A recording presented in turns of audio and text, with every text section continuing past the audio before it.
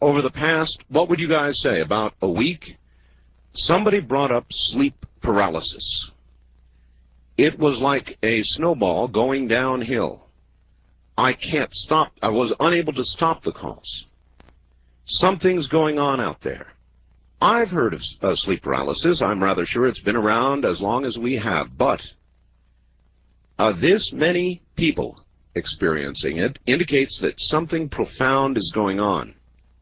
So I was compelled to bow to the audience and say, okay, let's find out about it. Here's the guy who will tell us about it. He is Al Taylor.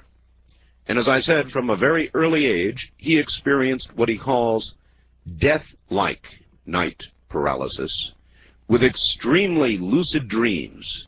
His grandmother called them witch rides. These witch rides progress to actual out-of-body experiences, OBEs, astral projection, whatever you want to call it, flying with the mind to distant places, traveling beyond our physical plane, spirit encounters, psychic insights, and healing. He's an engineer, a scientist, and an artist. He relates experiences with great insight and some humor. You've got to have a sense of humor about things, folks. How these paranormal events have impacted his personal growth, relationships, all of this explains how the reader can experience an OBE step by step. Now, I've been scared to death of it. A good friend of mine, as you know, is Daniel Brinkley, who said of Soul Traveler, which is the name of Albert's book, quote, Albert Taylor's adventures into the other dimensions affords us a way to look at life, expand, laugh some, search our soul some, find ways to believe. It's a must-read. And that sure does sound like Daniel, doesn't it? So let us, by the way, his engineering background includes work on SDI, a real hardware kind of guy. He was involved in NASA's International Space Station program. This man has a serious background. Presently working in computers, owns a company called Phoenix Computer Systems, and is someplace or another in Southern California right now. Here is Albert Taylor. Albert, are you there? Yes, Art, I am. Well, welcome to the program. Thank you very much. It's great to have you, and I can't tell you, Albert, you wouldn't believe the calls that I've been getting. Last week sometime, toward the end of the week, it began when somebody called about sleep paralysis, and I couldn't stop the calls. Wonderful. Really? Not everybody who feels it, Albert, thinks it's wonderful and great. Right, I understand that. Scares the hell out of them, actually. Yes, very much so. So I think a good place to begin, somebody called last night and said, well, you have somebody on the other side, and explain what it is medically. Now, if you go to a doctor, and you say, doctor, I have this state at night where I wake up, and I appear to be conscious, I can hear things, I can see things, but I can't move. Doctor, it's terrifying. What's happening to me? What is a doctor probably going to tell you? Well, since I've already done that, the exact same thing. You can tell us. I can tell you what my doctor said. All right. And first of all, I had to try to figure out how to tell her. And I started going through my mind before she entered the office. Well, Doc, you know, I lose control of my body at night. And I thought, no, that sounds like possession. And then I thought, well, you know, doctor, I have concerns about being paralyzed, but that sounds like paranoia. So I had to figure out how to tell the doctor, and she came in and she examined me and, you know, hit me with a little hammer and things like that, and then finally I got around to it, and I said, you know, Doc, at night when I go to sleep, sometime during the middle of the night, I wake up and I feel completely paralyzed, and I'm wondering if there's some type of neurological problem. Right. And she smiled, and she looked at me, and she patted me on the back, and she says, that happens to me all the time, and I'm okay, so you must be okay. And that was the end of, that was about the extent of it. You mean she didn't offer up any actual medical explanation? None at all, none at all. All right. But I can say this, that I have heard a lot of medical explanations on it. What have you heard? Well, I heard that during the night there's a chemical that's released in the body that paralyzes the body so that you don't act out your dreams. In other words, if you were dreaming you were running or something, you don't jump up and run out of the room. That's what I heard. I've also heard doctors say grand mal seizure. I think I've heard that. And then I've heard sleep apnea. You know I think it's where you can sometimes skip heartbeats or something like that. Stop breathing for a few seconds. That's right. That's and people who snore a lot, that sort of thing. Right. So I've heard all those medical explanations, and I'm sure that's what a doctor would have to say. And somebody last night said, "Well, why don't you have a doctor on?" Well, that's what a doctor is going to say at best. I wonder if the truth is that they don't really exactly know. I think that is exactly it. And, when you talk about night paralysis, you're only talking about the tip of the iceberg, because that's just the beginning. Oh, I know. See, the doctors, they may be able to try to explain away why a person is paralyzed in the middle of the night, but then as the OBE continues, or out-of-body experience continues, they can't explain what's going on after that. They can't explain to me why I go to places that I've never been physically and identify them and list what's going on there with 100% accuracy. When did this sleep paralysis begin for you? Well, it started when I was about 5 years old. And see, my family is from the South. And in the South, they have a lot of superstitions. I'm from Los Angeles myself. You mean the south of California, or? I'm sorry. Back in New Orleans. Oh, New Orleans. Yeah, way back in the South. Right. And my grandmother, she had the paralysis also, and so did her mother. Oh. And the superstition was that the witches would come and ride you at night, and that's why you felt paralyzed. The witches would come. Yeah, the witches are riding you. So needless to say, I would wake up in the middle of the night and go running into my grandmother's room for comfort. And I would say, "Grandma, I couldn't move last night and I felt paralyzed." And she'd pat me on the head and said, "That's okay, the witches were riding you last night." Albert, how did it happen? In other words, were you, I've had so many people describe it to me here on the radio, were you awake, conscious, or in some middle ground, or not conscious, or when this would occur? I would say I was almost in a super conscious state where I was very, very much alert, very, very much aware that I was laying in my bed. I could see the room very clearly, and I wear glasses, so that is an interesting fact, because the room should have been blurry if I was just looking out of my normal eyes. Interesting. And I could hear perfectly anything that was going on in the room. All your senses, all your other senses, even the sense of smell, everything normal, but everything normal. As that's what's so terrifying about it, because you actually feel as if there's something wrong with you, because you feel like you're normal except you can't move your body, and it's scary. Another thing that occurs during the paralysis that people have problems with is you feel like you can't breathe either. Oh. So you have shallow breath. Oh, that's a panic situation. Yeah, right. You begin to panic. You also, sometimes people describe it as the heavies. So you feel like your chest is very, very heavy, or like something is pushing you down into the bed. But that's almost the symptom of a heart attack, isn't it? No, because it's not painful in any way, shape, or form. I mean, the people who have heart attacks will say it feels like there's a fist pressing in on their chest. Right, but that sounds painful to me. I'm not talking about a painful heaviness. I'm just talking about extreme gravity all around. All right. Not just in your chest. Everywhere. Your whole body. Like you're going through 2 or 3 Gs. Yeah, I hear you. That type of acceleration. All right. A lot of other times during the paralysis, people feel like they're falling backwards or falling through the bed. And sometimes that causes people to catch themselves and actually wake up out of this paralysis. In a start. Exactly. That's happened to me. Oh, yes, that has happened. I would imagine, I've been touring all up and down California on a book tour, and I ask this question all the time. The first thing I ask is, has anyone felt paralyzed at night? And you would be surprised that I would say at least 40% of the audience raise their hands.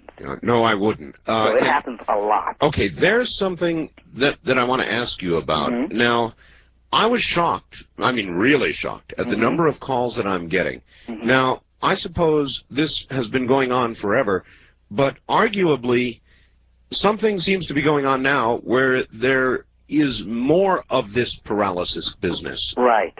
Are you sensing that? Yes, definitely. Now, I think it may be one of 2 reasons. The first reason is that now we're in a new age, as we call it, and we've moved from an occult type of category, which was very frightening to people and had airs of the devil or demon worship, to new age, which is real rosy and nice, and people can come out of the closet, so to speak, and talk about these things that are happening to them more freely. So that may be one reason. You think it's just because people are not afraid to talk about it Exactly. suddenly? I found that in my own family. Once I started writing my book, Soul Traveler, people in my own family that I've known all my life were now starting to come to me and tell me, you know, I've had these experiences, but I didn't want to tell anyone. All right. Well, when we come back, we're going to start to talk about what this really is. Back now to Al. Well, I don't know. Should we call you Albert or Al? Al. Al is fine. Al, it shall be then. All right, Al. So many people have shared this experience with you, and I have felt, Al, the beginnings of it. But I'm a kind of a control freak, and it scared the hell out of me. And when I have felt it, I have always fought it like crazy. I mean, like I'm fighting for my life, and it goes away. Exactly. Now, I got some other calls. Then the other calls started coming, and people said, hey, look, I put my hand down, or my hand felt like it was falling through the bed, and others have said, I felt myself rise out of my body. And these are people who let it go. Right. And I don't know if I could ever do that. I mean, that's really something, it's like putting trust somewhere, and I don't know if I could do that. Well, the biggest thing, Art, that I found is fear. Yeah. People have fear of the unknown. Sure. And because it feels very discomforting, I mean, with the breathing, the paralysis, and all of that, you know, that's what makes people hold on. You're darn but right. I can tell you that through the experiences that I've had, and I also teach this down at the Learning Light Foundation in Anaheim. Oh, you do? Yes, I do. I teach a weekly class every Thursday at 1212 Lincoln Boulevard. But what I found out is that once you, first of all, find out what it is, and then I've worked with a lot of people. I've taught this to hundreds of people. They not only stop dreading this paralysis, but they actually start looking forward to it. They become enthusiastic about it, hoping they have it tonight. Really? And you know what's interesting about this is that it has nothing to do with your age. I mean, my 6-year-old son experiences it, and my 74-year-old mother experiences it. And what's interesting about my 74-year-old mother, she's had this paralysis practically all her life too, but only about 4 years ago I shared with her what was going on, and she used some of the techniques that I listed in my book, and the very first time she tried it, she had an out-of-body experience, a wonderful one. All right, let's start with this. Are there any dangers? Okay, that's a great question that I get all the time, and they break it down to this. They say, can anything happen to me? While I'm out, can someone come over and take over my body? And the answer to that is no. Well, I was thinking more like, might I die? No. It has, you know, and see, this is what a lot of people don't know, is that 99% of us experience out-of-body experiences, have out-of-body experiences every night, but only 20% of us remember. Yeah, but Al, a lot of people also die in their sleep. That's true. But everybody has an out-of-body experience, but, you know, I mean, if you take 100 people at night, and 100 people come back to the room, there's very few chances of anybody being dead at that time. I mean, everybody experiences, but only a few remember it. And what I've done with my classes and my techniques is I've increased it to about 60%. So all you're doing is remembering what you do normally at night. And it's a very natural, it's not something new that you're stepping into a new area. It's just becoming aware of something you already do. All right. It's like breathing. You already breathe. Now that you become aware of it doesn't mean you're going to die. All right, but take me, for example. I work all night long, and I sleep during the day. Really no different than my opposite counterpart, just sleeping at different parts of the day. And when I go to sleep, I want to sleep. And frankly, sometimes when I've had very vivid dreams, I wake up feeling as though I am not rested. In other words, I like to go to sleep and just good night, goodbye, slice of death, see you if I wake up. And I wake up feeling good and rested and all the rest of it. But if I have a vivid dream, it's like I've been working. Okay. The difference between vivid dreams and the OBE experiences is simply this, and this is why people say, well, how do you wake up in the morning refreshed if you're doing all this traveling and flying at night? That's my question. The difference is when you dream, you are definitely not out of your body, and your body moves and turns with your experiences and your thoughts and your dreams. But when you're OBE, or out of body, this is why I tell people, pick a comfortable spot. Make sure that you're very comfortable, because if you're out for an hour or so, your body does not move at all. And that's why I wrote an article in a magazine titled, My Body Sleeps, But I Do Not. All right, Because that's exactly what happens. the title, the body will sleep. The title of your book is Soul Traveler. Correct. So let's stop and let's ask a little bit about the nature of what is, Albert, the soul? What is the soul? Yes, Now, sir. that's a very profound question. Mm. I could go into a lot of theology, metaphysics, but to simply put it, the reason I call my book Soul Traveler is because I believe that a lot of people say, well, I have a soul. Well, I don't believe it's something that you keep in your pocket or it's inside your body floating around somewhere. I believe that we are soul. We are it, what we claim to have. And that's what I believe leaves the body. Now, some people may say it's the spirit. Well, that's the same thing to me, because what it is what you are. It's your pure consciousness. And that's what I call the soul. And I believe that the soul travels. Well, my soul does travel. So that's why I named it Soul Traveler. Is it the same immortal soul Yes. that we talk of in various religions Yes. around the world? That is the soul. Yes, and it will go on and on and on And forever. that is what leaves your body. Yes, exactly. Exactly. And what I tell people, a lot of wonderful things can happen from having out-of-body experiences. First of all, in 1993, I had a profound OBE, which totally removed the fear of death. I mean, completely. I do not fear death in any way, shape, or form. Why? I'm a member of International Association of Near-Death Studies, and when I had this experience, this OBE experience, suddenly I felt as if I'm finally home.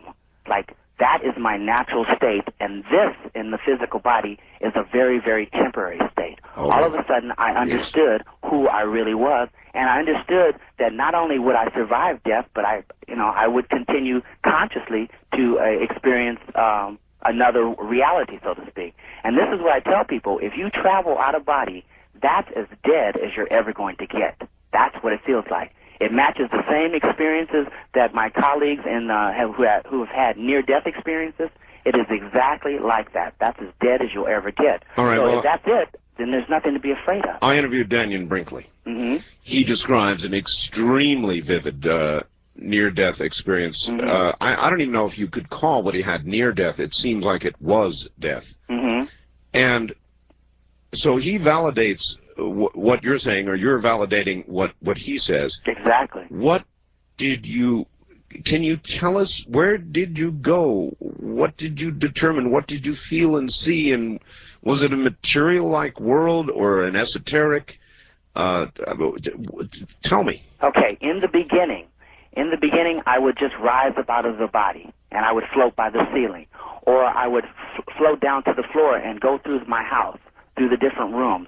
And then I started getting braver and braver, because at first I didn't know what was going on. But then I would think about a person that I knew, and I would go to their house in the beginning. That was a physical All right, but I've got to pin it down to something I understand. When you were out of your body, mm-hmm. do you see things still? Oh, definitely. Do you perceive that you have a body? You perceive that you have what's called, in some cases, an astral body, or like Robert Monroe used to call it, the second body. And you actually can see hands, but they do not look exactly like the hands of your physical body. They're kind of transparent. The hand is a little bit larger than your normal hand. It glows slightly, luminescent. And you can use these hands, this body that you're in, it is just as maneuverable, and you can feel and touch fabric just like you could in the physical. Only thing is you can touch it or you can penetrate through it, like walls, fabric, anything. You can touch it, or you can actually penetrate through it. Well, when you say you can touch it, mm-hmm. Let's say I were to go over to my couch and mm-hmm. touch my couch now in the physical world. Mm-hmm. I will see a depression in the couch when I touch it, yes? You're right, correct. All right. In astral travel, if I touch, you say I can touch things. Mm-hmm. If I were to touch that couch, would I see a depression? I would say no, but you would feel almost every fiber of the couch, more than you would with your physical hand. Wow. Now, with Robert Monroe, he has actually been out of body and has pinched someone and left a physical bruise on that person. Really? That is very rare, very rare. But most people just feel the surface and aren't able to affect it, like move objects and things like that while OBE. Robert Monroe was able to pinch a lot of Yes, and possibilities in his book, I believe it was his first one, where he described how he He thought he did this out of body, but then after he returned, he called the person up, and they confirmed that he actually did that, and then he saw the person later, and they had a bruise exactly where he pinched the person. Is there any limit to where one may travel? No, there isn't. You can go anywhere you want, physical or non-physical realities. There aren't any limits. The only limits are your own fears and limitations. Then you should be able to prove it then. In other words, if you can go to Egypt or Tokyo or anywhere, or even off planet, then you should be able to observe something in that state that could then be verified. Is that possible? Yes, exactly. And it's happened. And I've done that numerous times. I've gone to friends' houses that I've never been physically and come back and written about it in detail, and some of that is in my book, and then called them up and started telling them what their place looked like. Not only what the interior of their apartment looked like, but what the views were outside the windows, what the neighborhood looked like, because I was flying around the neighborhood. And I got to tell you, Art, 6 years ago, if you would have told me this, I would have thought you were nuts. I didn't just buy into this at all. I was very, very skeptical to this whole thing. But after proving it to myself, because basically that's all I wanted to do. I wanted to find out what was happening with me. Naturally. But when I started doing it and proving it to myself, then and testing it out, because I'm a researcher. I understand. You were in the hard sciences. I mean, here's a guy who was in NASA, working with NASA and SDI and all the rest of that. Exactly, and I've had a secret clearance for the last 20 years. I know. You actually, it says here, performed development engineering on top secret programs like F-117 Stealth. Exactly. Now, how in God's name do you get from this kind of a background to Soul Traveler? Well, like I said, it's been happening to me since I was 5 years old. I didn't go out to have these experiences. They came to me. And all I wanted to do was understand what was going on. Since it was happening without my control at that time, I just wanted to know, I wanted to make sure it wasn't some type of neurological defect or some type of psychological problem, schizophrenia or something like that. So then I started exploring it, and I only explored it as a researcher. I just wanted to find out, measure it, and convince myself. You know, Daniel did exactly the same thing. Before he began to really investigate, he went to every doctor in sight, had every test in sight performed, tried to ensure there was no physical malady whatsoever, and once he was finally satisfied, then he began to explore. Exactly. And that's what I say. You know, skepticism is very healthy. I don't tell people that I'm here to convince you, because I'm just going to give you some tools that you can go out and find out for yourself. Then you come back and say, oh my God, this is real. How sure are you it's real? In other words, how sure are you that it is not simply a dream state, the moving electrified synapses of your brain clicking away while you sleep? How do you know it's not that? How sure am I? Yes. I would say 110%. That's how sure I am.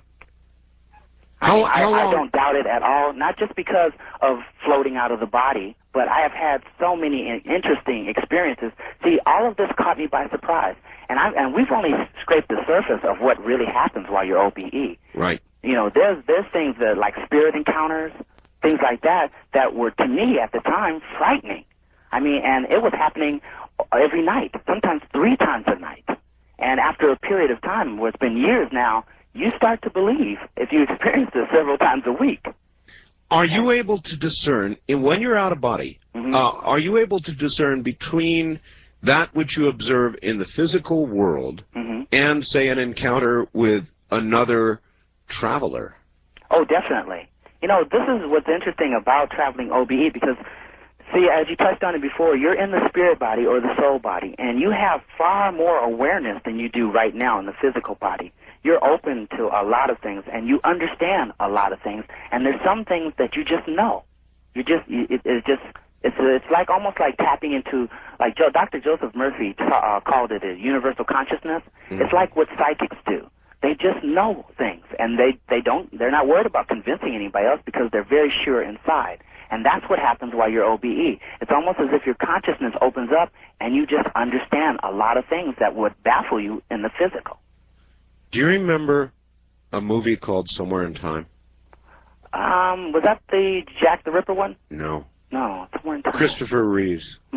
It was a It was a story. It was really a love story, and it was a story about travel in time, and it was about this man who fell in love with this image of a woman, and I mean, sick love, just absolutely in love, and he wanted to be with her, so he isolated himself in a hotel room and took away every object that would be reminiscent of the 20th century. Was Jane Seymour in this? Yes, sir. I remember. All right, then you know where I'm going. Yes.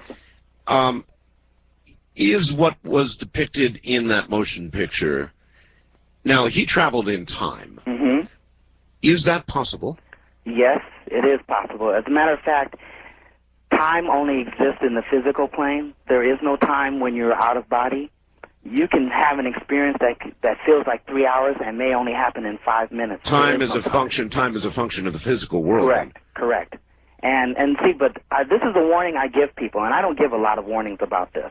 But one of the warnings I do give is that because it's very real, it's not a figment of your imagination. Especially if you go forward in time, you go forward in time, and you may see something and something you may not like. And when you come back to the physical, you'll have to deal with it, and you may even see this particular thing begin to manifest. So that's why I tell people, be very careful, because once you know, you will have to live with it. What then are we able to discern about the nature of time? In other words, if you go forward in time and see something that is going to occur, and then you see it begin to manifest, can you change it? I would say in some cases you can, but in other cases, because we're not going through life or this existence on Earth unguided. We are all here. We are all here for lessons. And some experiences have to occur for us to gain or to evolve as individual spirits. So there's some things that you're not going to be able to change. And it goes into a lot of philosophy about karma and things like that. But there are some things that are going to manifest. Some things you can change. But there are some things that you can't, and you will have to deal with them and accept them. Interesting. I'm not. It confuses me then about the nature of time. In other words, are things predestined, or you're saying sometimes they are? Yes, sometimes. Some things have to occur. Not only do they have to occur, you agreed to let them occur, or you agreed to have this experience. So because see, we're not just talking about the individual, and I want to go into this. When you get out of body, you'll find in Catholic religions, they'll call them guardian angels. In metaphysical circles, they'll call them guides. So these guides or guardian angels are kind of guiding you through experiences that you agreed to have prior to coming here. What are these? These things are going to manifest. What are these entities? Well, like I said, if depending on your beliefs, and if you're, your religious beliefs, you may call them angels. You may call them friendly guardian spirits. In metaphysical circles, they'll call them guides, masters, helpers. What do you call them? I call them guides. But the thing is that a rose by any other name it still smells as sweet, and they still are going to perform the same jobs they would no matter what you call them. And their job is for your higher good. And it's not something they picked out, it's something that they're helping you to accomplish that you agreed to do. Do you believe guiding you through it? Do you believe that we lead successive physical lifetimes? You mean reincarnation? Yeah. Oh, definitely. Definitely. And I didn't believe this 6 years ago. I didn't even believe it 4 years ago. But definitely, through the out-of-body experience and the other non-physical realities that I have experienced, it has slowly opened my mind to this, opened my understanding to what we really are. We're timeless. And which is wonderful, because if you think about it, to me, life without reincarnation is like a stage play with only one act. There just isn't enough time for character development. That's a great line. All right. Listen, Al, relax. Take it easy. We'll come back and open up after the top of the hour. Back to Al Taylor, who wrote Soul Traveler. It's all about this sleep paralysis thing, but so much more. And Albert, I'm going to hit you with the hard stuff first. Can I do that? Sure. here it comes. It's might as well dispense with it right now. Mm-hmm. Hi, Art. Can Albert Taylor tell the difference of between good and bad guides? Sounds like he has. No, let me finish. Sounds like he's bought into the OBE so much he's no longer an objective observer or researcher. Guides, helpers, watchers, or whatever you call them, could be part of the end time deception. Sounds like he no longer can tell the difference. Signed, Bob. And this, of course, is the religious angle. And they see you as a new wavy kind of touchy-feely person, and they see you possibly as, you know, on the dark side. Now, how do you answer that? Well, all I can say is that I'm a middle of the road type of person. Like I said, I'm a researcher. I do numerous tests. I don't jump to conclusions. And I have absolutely no information that suggests that something is negative going on. If I did, I would definitely pay attention to it. But as it stands right at this moment, out of all the experiences I've had, and I've had hundreds, I have absolutely no information showing that something negative is going on. Do you remember the movie Flatliners? Yes. They induced clinical death to determine what was on the other side. That occurs naturally every day. People with heart attacks, strokes, you know, near death, right? Right. When they leave their body, or when they left their body in those clinical experiments, which could be done in the real world, of course, would they be going through the same process that you go through when you leave your body in soul travel? Not exactly. That would be more like if you could do that, or if someone would do that, that would be more like a controlled near-death experience. And see, the near-death experience, you don't have a lot of options on where to go. Generally, you come out of the body because of a trauma or an accident to the body, or if you want to stop the heart.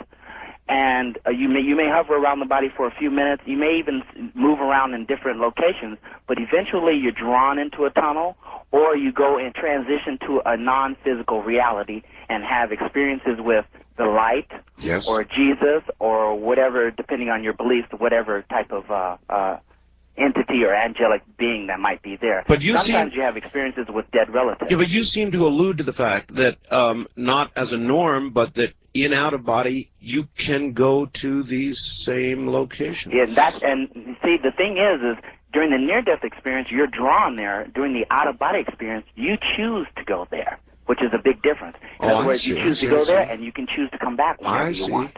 I see. You have far more control. All right. Let's say that and this is going to be the majority of the audience, all right, Albert? I'm interested. I have this sleep paralysis. It's been occurring. It's been bothering me. It's been scaring the hell out of me. And I decide to take your advice, and I come to you, Albert, and I say, all right, look, I'm willing to give it a try. It's been scaring me. This sounds interesting. How do I do it? Okay. Well, the first thing I would say, in my book, in Chapter 14, I dedicated the whole entire chapter on how to do it. And I also dedicate a portion of the chapter on how to induce the paralysis, in case you don't, you want to make it happen, which a lot of people, once they find out what it is, they do.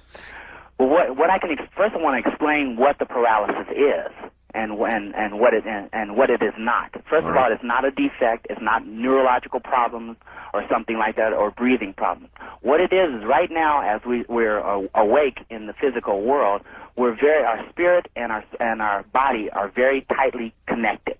But during sleep, when we go to sleep, the body falls asleep, and as it does, it kind of releases its grip on the spirit. But the spirit hasn't moved anywhere, or the astral form hasn't moved anywhere, your consciousness. It just relaxes. You're disconnected from the physical, but you haven't transitioned from the body. So you feel as if, I can't move.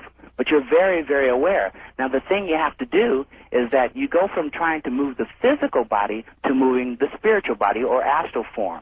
And once you make that transition, then all you have to do is think about, and actually say this in your consciousness or in your mind, I want to float upward. And sometimes, when you do that, generally you begin to rise up out of the body. But sometimes, without you even requesting it, you begin to rise up out of the body. Now, that would be scary. Yeah, well, this is what got me. I was listening to you, Art, and here you are conducting a tour to Jerusalem. That's right. And you're telling me this is scary?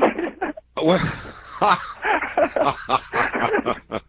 I think that's kind of funny. I'm an adventuresome person, but I've not yet tried it OBE. Well, I would rather do this than take on real terrorists or take a risk. I feel a lot safer doing this than going to Jerusalem. Well, I wouldn't say Jerusalem would be a good place to go this morning. Not this morning. Anyway, so you will. That's the beginning stage. You can actually just feel yourself leaving your body, and you can do this simply by, when this paralysis sets in, consciously wishing it to be so. Well, the first thing you have to do, you'll be at this fork in the road where you'll want to panic or fearful thoughts. That's right. And want to come back and want to take a deep breath. That's right. And this takes practice and it's very difficult. You just have to let go. And that's hard, because when you start letting go, physical reality, physical sensations like breathing and being aware of the room begin to slip away, almost like a mini death. Oh, that is scary. It's scary. It's more discomforting than anything. But once you transition that period, all of a sudden you're totally disconnected and you feel free, light, and you have a whole new awareness of your being. It feels wonderful. What are the physical sensations? For example, once you're free, once you're out, are you still breathing? No. Well, you can. You don't lose complete contact with the physical body. It's not like you're detached completely and you have no awareness of it. You're still very much connected. You can sense how you're breathing. You can sense how you're doing, that type of thing. But no, you don't breathe in the astral form. You can think that you are, but you're not breathing in the astral form. All right. I wanted to tell you kind of just some of the things that you will experience during the paralysis. All right. A lot of people hear a buzzing sound. Yes. Like yes. Bees, Yes. Like electrical sound. Absolutely. You may hear a roaring wind, like there's a loud noise going on inside of your head. What is that? The beginning of the paralysis? That's the beginning of the disconnection process. And or you may hear a whistle or a tone, high-pitched tone. Right. Or you may see sparks of light shoot across your eyes, like in front of your vision. And these are just warnings that... well, warnings is not a good word. Not a good word, all right. These are indications. Indications. Or road signs, so to speak, that you're approaching a disconnection point. And this is the point, believe me, where most of us... Panic, and become fearful, and then want to reconnect, and most of us do. That's right. And because we don't know what's beyond, we generally, a lot of us don't get to experience that. But once you do, you definitely look forward to the experience. You relish it, as a matter of fact. All right, let's back up just a little, because let's ground this. Suppose I bought into what you're saying right now, and I wanted to induce paralysis. How would I do that? Okay, the best way. Now, I listed in my book, it's called the interrupted sleep technique. And what I did is I tried a host of different techniques. Some of them worked, some of them moderately worked, some of them didn't work at all. But what I found out about, and I call it the IST, what I found out about the IST, if you do it correctly, like I listed in my book in chapter 14, it will work approximately, for the average person, about 8 out of 10 times, which is phenomenal. It is. And what that is, and a lot of people will be able to relate to this because they do it without knowing. What you do is you go to sleep about maybe 10 o'clock at night, and you set your alarm to wake up about 1:30. And when your alarm goes off, you get out of bed. You don't just cut off the alarm and lay there. You get out of bed and go watch television, read a book. How about listening? How about listening to my program for a while? Well, that's fine. It's going to be at that time of the morning. As long as you don't put them to sleep. No. All right. But that's fine. As long as you stay up for 2 hours. But don't eat. You can drink water. Don't eat anything, because the body uses energy to process food. So then when you go back to sleep about maybe 3:30, 4 o'clock, don't do this on the day you don't have to go to work. Right. And when you lay down, then just do whatever. There's numerous visual relaxation techniques you can do. I list several in my book. But basically what you want to do is just try to relax every muscle in your body. You start one at a time from the top of your head and just move down your body all the way to your feet until you've relaxed. Oh, I know about that. I've had a lot of sleep troubles, Albert, and one way to get to sleep, I found, is to close your eyes. If nothing else works, think of your finger, relax your finger, then relax the rest of your fingers, one at a time, then relax your arm, and consciously work. I've done that to get to get to See, sleep. that works. And what happens is while you're going through this process and you're just laying there, don't move under any circumstances. Try not to move. What will happen is, and this is really phenomenal, your body will fall asleep, but your consciousness will stay wide awake. And suddenly you'll find yourself in that paralysis state. Now, you may even hear your body snoring. And that's when you really become aware that you're something a little different than the body. Oh, that's weird. You may hear yourself snoring. You're not your body. You just use your body like you would use school clothes. Oh, yeah. If you hear yourself snoring and you're conscious, I would say there's been some sort of separation. Definitely. But you're still not really at that point out of your body. You're just sort of separated from your physical self. And Correct. And you're still occupying the same space as your physical body. But now it's time, once you disconnect from the physical, then it's time to switch over your thinking and focus your thoughts on moving the astral form, or the second body, as Robert Monroe would call it. I was lucky to have interviewed Robert before he died. And we had a long discussion about the different levels, dimensional or different levels of hierarchy.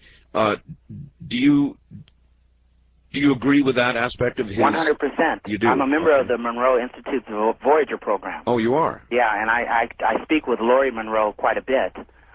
Definitely. Robert Monroe, to me, was my mentor, even though I never got a chance to meet him. He died 2 months before my book was finished. I had planned on sending it to him. I was having these experiences, and they were frightening me. I mean, I was so afraid the first time I had the experience that I jumped up out of the bed and I turned on all the lights in the house. I understand that reaction, yes. I was scared. But when I started reading Robert's books, I started finding things in there that were happening to him that were happening to me. And that was a validation for me. Because then I realized, wow, it's not just me. It's not me having some kind of defect or something's wrong with me. Here's someone else talking about the exact same thing. And that's why I wanted to write my book in very simple terms so anybody could understand something that was happening to them. Not to convince them that I'm having OBEs, but to say that you too are having them and you may not even know it. Do you have any idea, or would you even take a guess, at why so many people suddenly are beginning to have this? Now, you mentioned earlier, well, more people are willing to talk about it now. Do you really think... Coming out of the closet theory. Yeah, coming out of the closet. But is it possible that something else, something bigger is going on? Well, I would say yes. I would say that we, as a race of humans, are becoming more spiritual. We are waking up to the reality of what we really are and what the capabilities of the soul is. And they say new age. Yes, it is a new age. It's almost like a tidal wave. And we all are becoming more evolved, and we're all having more and more of these type of experiences. Not just out-of-body experiences, but clairvoyance, clairaudience, and spirit encounters, psychic healing, where you're able to heal the body. Deepak Chopra wrote about that. So we're all kind of evolving together, and now these things are starting to manifest more and more often. Have you done any, your background is in science. So have you, scientists like to prove things. They like repeatability. Yes. And with regard to OBE, how do you prove it? What's your best evidence for those who are standing back right now and saying, oh, come on? Well, my best evidence is describing physical places that I have never been, physically, and describing them not with just approximate detail or 60% detail, but 100% detail, and doing it over and over again. That, to me, no matter what you want to call it, something is occurring. You make claims that sound like those made by those who claim to be able to do remote viewing. Is there a relationship? Okay, remote viewing is a little bit different from astral traveling or having an OBE. Remote viewing is almost like, if you were to view a room, it's almost like you are a camera up in the corner of the room or in a particular fixed location where you can view the room. having an OBE is like physically being there, where you can move around the room. You feel like you're walking or floating or flying, or you can touch objects. You actually feel as if you're there. Al, hang tight. We'll be right back. All right, we're going to go into a pretty rough area here for a moment, and I don't know where it's going to go, but let's find out. Al, are you there? Yes, I am. All right. Here's a fax from somebody that I want to read, and then I want to follow it. Dear Art, please ask Mr. Taylor if in his travels he's observed or gained knowledge of things relating to what I call, Art Bell calls, the quickening. We've had a lot of people on this program in the past talk about earth changes, disastrous things that are yet to come, and that there may be a future of rather immediate disruption, Al, some pretty awful things coming. And you said it was the single warning that you give people. If you travel to the future, you may see something you don't like at all. Right. And that would be disturbing. And so since you have done this so carefully, what can you, if you can, tell us about what is to come? See, that I haven't done. As far as what I did see had to do with my life. I belong to the International Association of Near-Death Studies, like I mentioned before, which is IANS. And if you've read a lot of books by the people, Betty Eady, Kimberly Clark Sharp, Hushie Hanta, and a few other people, you'll read that a lot of people have near-death and then come back psychic. And the out-of-body experiences I've had aren't quite like that. But see, what I notice is that a lot of these people dwell on doom and gloom, and they predict all these catastrophes and things like that. And me personally, I don't see any reason to tell a person that horrible things are going to happen unless you can do something about it. I'm not into predicting doom and gloom.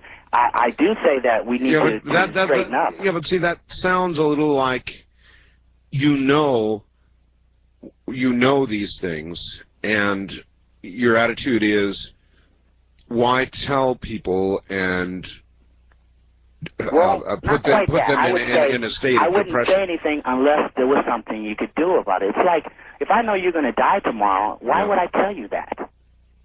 Unless you could prevent it.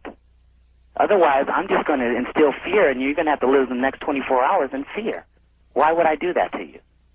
I wouldn't do that to you. Well, if I read between the lines of that answer, and I don't have to read too hard, I'm not sure I like what I hear. Well, I can say this. I know, and I mean, it doesn't take a psychic person to realize what we're doing to the environment and to our world and our planet and things like that, and we need to clean up our act in a lot of ways. And a lot of it is environmental and how we treat Mother Earth.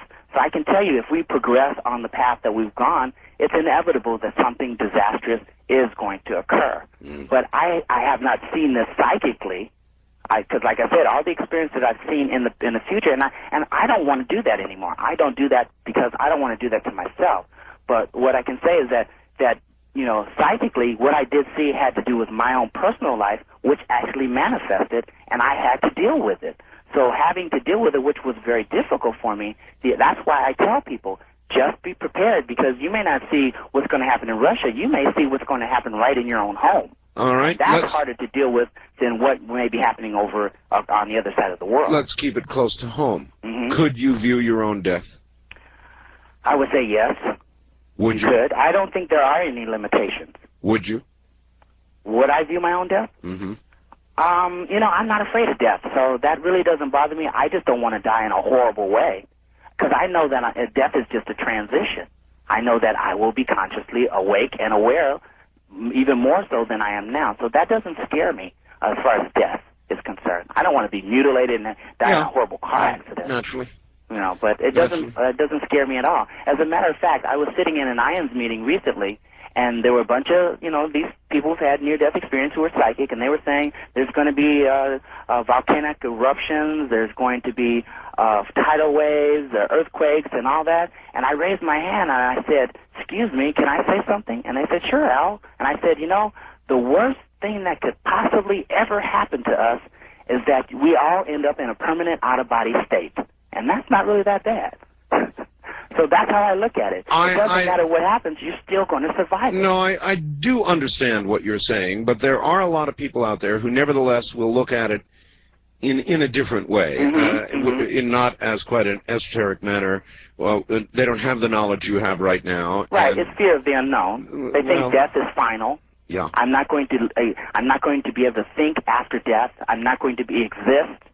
If you don't believe in, spirit, you think that it's over. I won't be able to experience life anymore. But in a lot of ways, it is. Let me challenge that. It depends on if you believe in reincarnation. Okay, right, exactly. That's where I'm going. Let us say that reincarnation, for the sake of the following discussion, is an absolute fact. All right.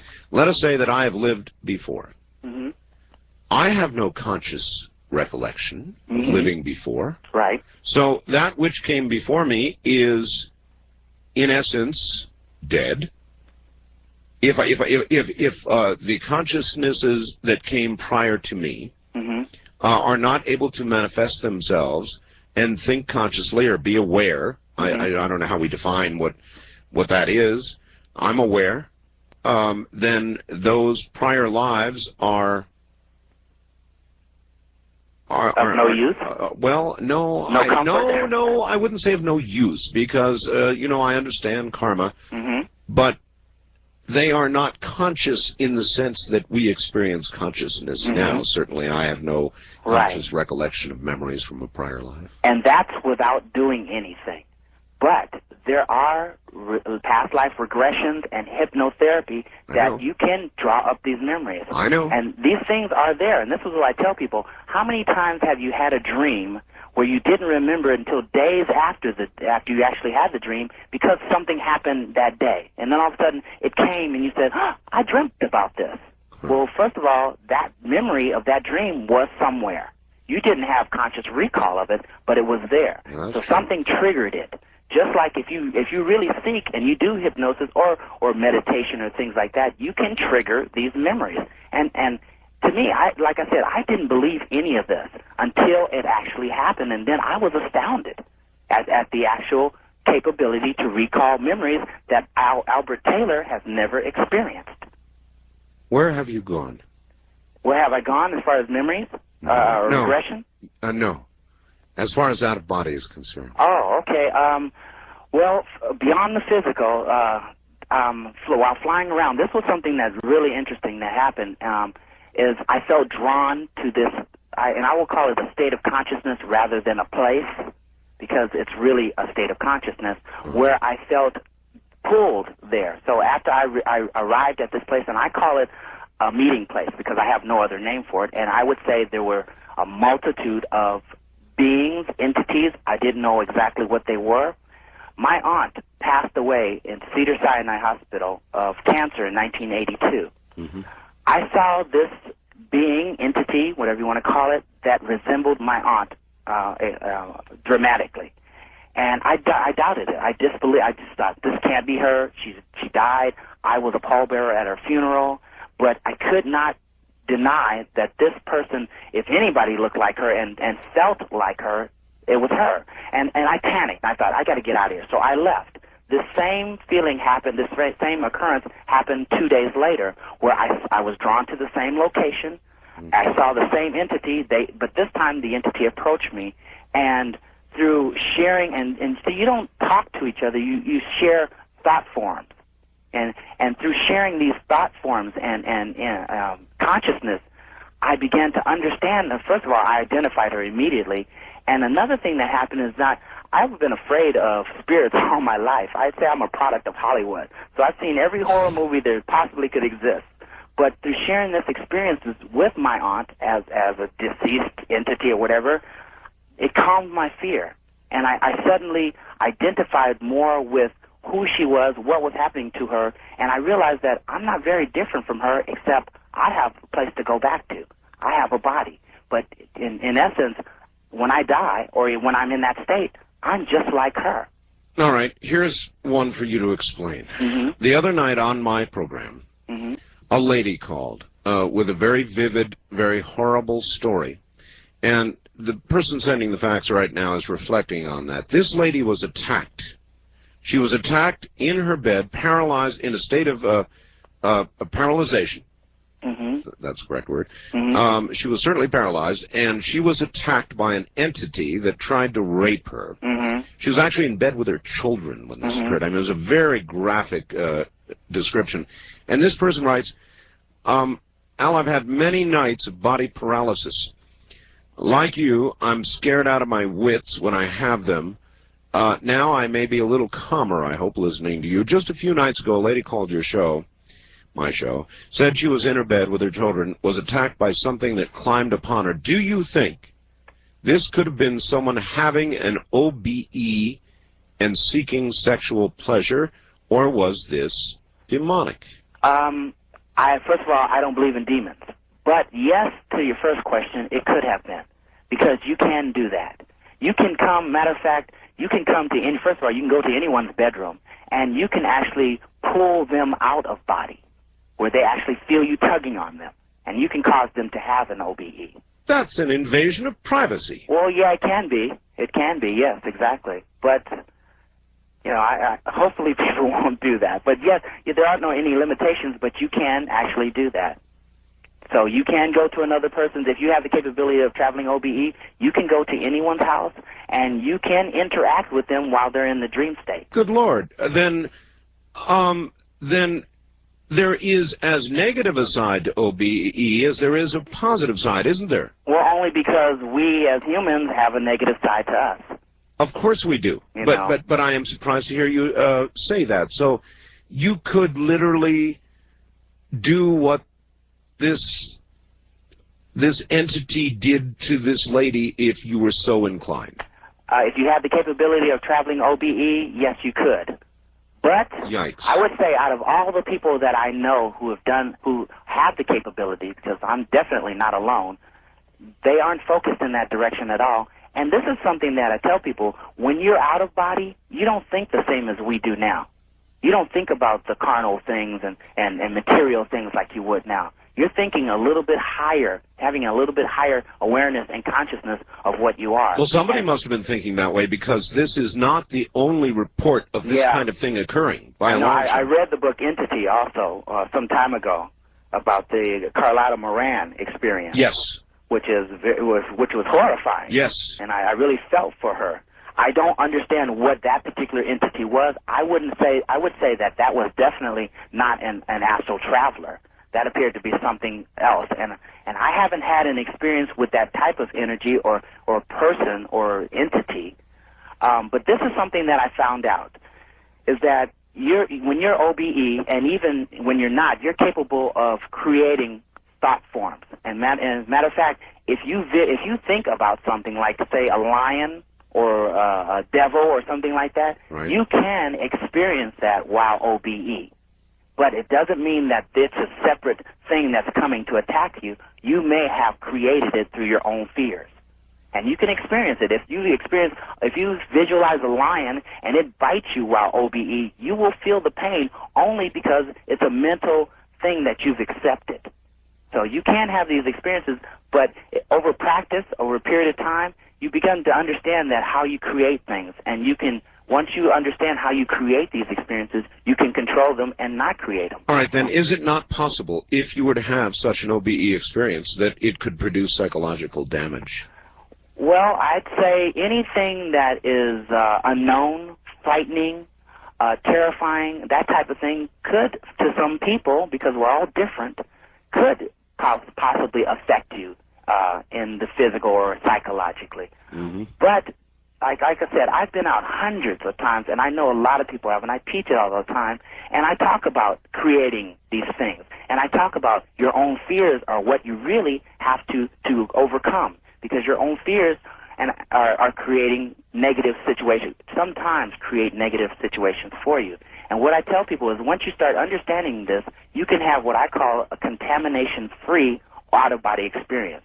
That way you're not introducing all these thought forms and negative things into your experience, and you can have a wonderful out-of-body experience with Not only just flying around, if that's what you want to do, but with angelical beings. I like the idea of flying around. It's fun. I mean, like that a lot. Like I said, you're so enthusiastic about the capability of flying. You're not thinking about the material stuff like going to spy on Russia to see what kind of secret documents they have in their files, or going to sneak into somebody's bedroom to see what they're doing. You're not thinking about that at all. You could if you really want to focus on that. But because you're so enthusiastic about flying, it's like buying a new car. You're going to drive the car all over the place. You're not going to want to stop and go shopping. You're going to want to drive because you're so enthusiastic about having the new car. Oh, that's true. So that's kind of how it works. All right. When we come back from the top of the hour, I'm going to open the phone lines, which have been blazing away since the instant we began. But I felt like we had to get a good grounding here to understand what we're talking about. Can you do this anytime now that you want to? 8 out of 10 times. 8 out of 10. Pretty much successful. And even sometimes in one night, I've been able to have leave the body 3 times in one night. Wow. So, yeah, I'd say 8 out of 10 times. That's about my best average. Have you been off planet? Yes. Oh, yeah. I describe it in my book. And like I said, there's no limitations. You can go up into space if you want, like Shirley MacLaine did in her movie, at the end of her movie, Out on a Limb. I remember. I recall that. Yes, I recall that. I recall the what do you call it? That long stringy silver thing. Cord? The silver cord. Yes. Some people experience the silver cord, and some people don't. But I do have a theory about what the silver cord is. Yes. And see, I've looked for mine. I have not seen it, but I kind of think of it as like leaving breadcrumbs, so you kind of know how to follow it back to your body in case you're a little fearful. So it's kind of like a security blanket, so to speak. That makes sense. Yeah. Yeah, that makes sense. But you apparently don't need it. No, you don't need it. And as a matter of fact, you don't need the astral body. See, Robert Monroe slipped out of the second body, and I have too. And you can exist as a pinpoint of consciousness or in your light body, which is your natural state. You don't need the astral form. But it provides. But see, if you went from a physical reality to a non-physical reality, like a pinpoint of consciousness, you'd be so disoriented, you probably would panic. So the astral form is like a security blanket in itself, because you feel like you're normal. You feel like you have hands, you feel like you have feet, a torso, so it doesn't feel that odd. Is this, normally we say don't try this at home. I think we're saying now this is something you can try at home. Could somebody, from listening to you tonight, somebody who's been having sleep paralysis, after hearing what you've had to say and will say, could they try it based on that much? Oh, yeah, definitely. Definitely. My mother did it. She's 74 years old. She did it and had a wonderful experience with her guardian angel. That's what she calls it. And she's still very, very enthusiastic about it, and she's lived her whole life with this paralysis, dreading it, up until 4 years ago. Now she loves it. So yes, if someone goes to sleep tonight and they find themselves in the paralysis, if you can remember not to panic, and if you can remember not to try to fight your way out of it and let go and just relax and think about floating upward, I'd say 99% of the time you will have a wonderful, eye-opening experience. Will it begin the moment you consciously say, all right, I'm gonna go with it. I want to come up and I want to go out of my body. Is that when it will begin, or is there a further period of kind of panicked, hard to breathe, paralyzed state you've got to go through before it begins? Well, with practice, you can reduce that time period of that paralysis down to almost nothing. But it takes a little bit of practice. Some people are I don't want to use the word gifted, but some people are more capable of transitioning that little period of time. I'd say that with a little bit of practice, you may not even feel the paralysis at all. Your body may drift off to sleep, and you may start rising out of body right away. That happens to me now, where I virtually don't feel the paralysis at all. All right. Let me give this advice to whoever Hold the advice. Hold the advice. Hold the advice. We're at the top of the hour. If you would like to see more about Albert Taylor and about soul travel and about his book, Soul Traveler, you can go to my website, and we've got an immediate link to jump over to his if you are a computer type. simply go up to my website at www.artbell.com. www.artbell.com. If you would like to get Mr. Taylor's book, you are not an easy guy to get hold of, and I really have been trying very, very hard to find somebody of your caliber to talk on this subject. It's not easy, and I was sort of panicked over the last few days getting all these calls, and I'm not an expert in this area. You are, and I've already learned a very great deal. Let's take some calls and see what people have to say, all right? Great. Okay, east of the Rockies, you're on the air with Al Taylor. Where are you calling from, please? Hi, I'm Kim. I'm from Minneapolis. Minneapolis, all right. And about 5 or 6 years ago, something similar to what you're talking about happened to me, and for many years up until now, I thought it was like a demonic possession or something. Sure. It was very terrifying and traumatic for me, and it was very late at night, and I was wide awake, just dying to get to sleep, and I felt this. I closed my eyes for a moment, and I felt this immense pressure, like I was being smothered, or like there was a weight on me, but it wasn't physical. It was just no physical touch, but I could feel the pressure. Right. And I could feel my body gasping for air. Right. And I didn't hear any noise. I didn't hear the buzzing that you're talking about. All I remember is just definitely struggling to try to come to and gather myself. Right. Well, that's what I spoke about earlier, and some people nickname that experience the heavies. And I mentioned that, you know, not everyone's going to get all of the symptoms. Not everyone's going to feel the vibes. Not everyone's going to hear the roaring. Not everyone's going to feel the falling back through the bed or the heaviness. But any one of those is a great indication that you're having these experiences. Some people travel out of body and never even experience the paralysis, like the gentleman who studied in Tibet was saying. So, but do know this, that you definitely, you can say yes or yes to one or two or three of the questions that I've asked the people. Know that you are having these experiences and embrace it. It's a wonderful thing, and feel lucky about it. It's so terrifying. You know, I mean, my whole life I've been so interested in the OBE thing and all kinds of psychic phenomenon and the whole world of the sixth sense. And well, what I can say is, to quote someone very famous, is the only thing you have to fear is fear itself. Yeah, I agree with this young lady. I'm scared to death of it. And how do you get over that hump? How do you know? It's easy to sit here and just talk about, but boy, when that moment comes, it's a terrifying thing. And I like to tell my little kitten story for those of you who are cat lovers out there. It's just like this. It's like when you bring a cat home from the pound or something like that, and you let it loose in your house, and it runs around your house, and it finally gets very used to being indoors. But one day you have to go out to the curb to wait for the UPS man, and you leave the door open, and you go out there to the curb. You know cats, how curious they are. They're going to come to the door, and they're going to look out the door and think, wow, this is a whole new world out there I didn't know anything about.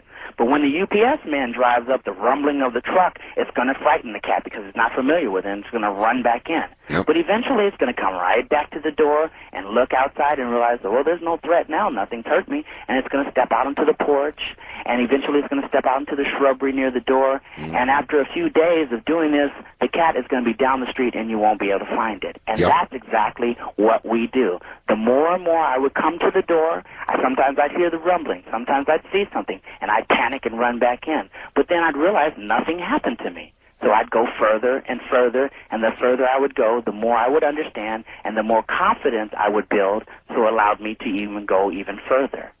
So just take it a little bit at a time. You don't have to run into it. And if you feel fear, it's perfectly normal because it's fear of the unknown. But realize that you are safe.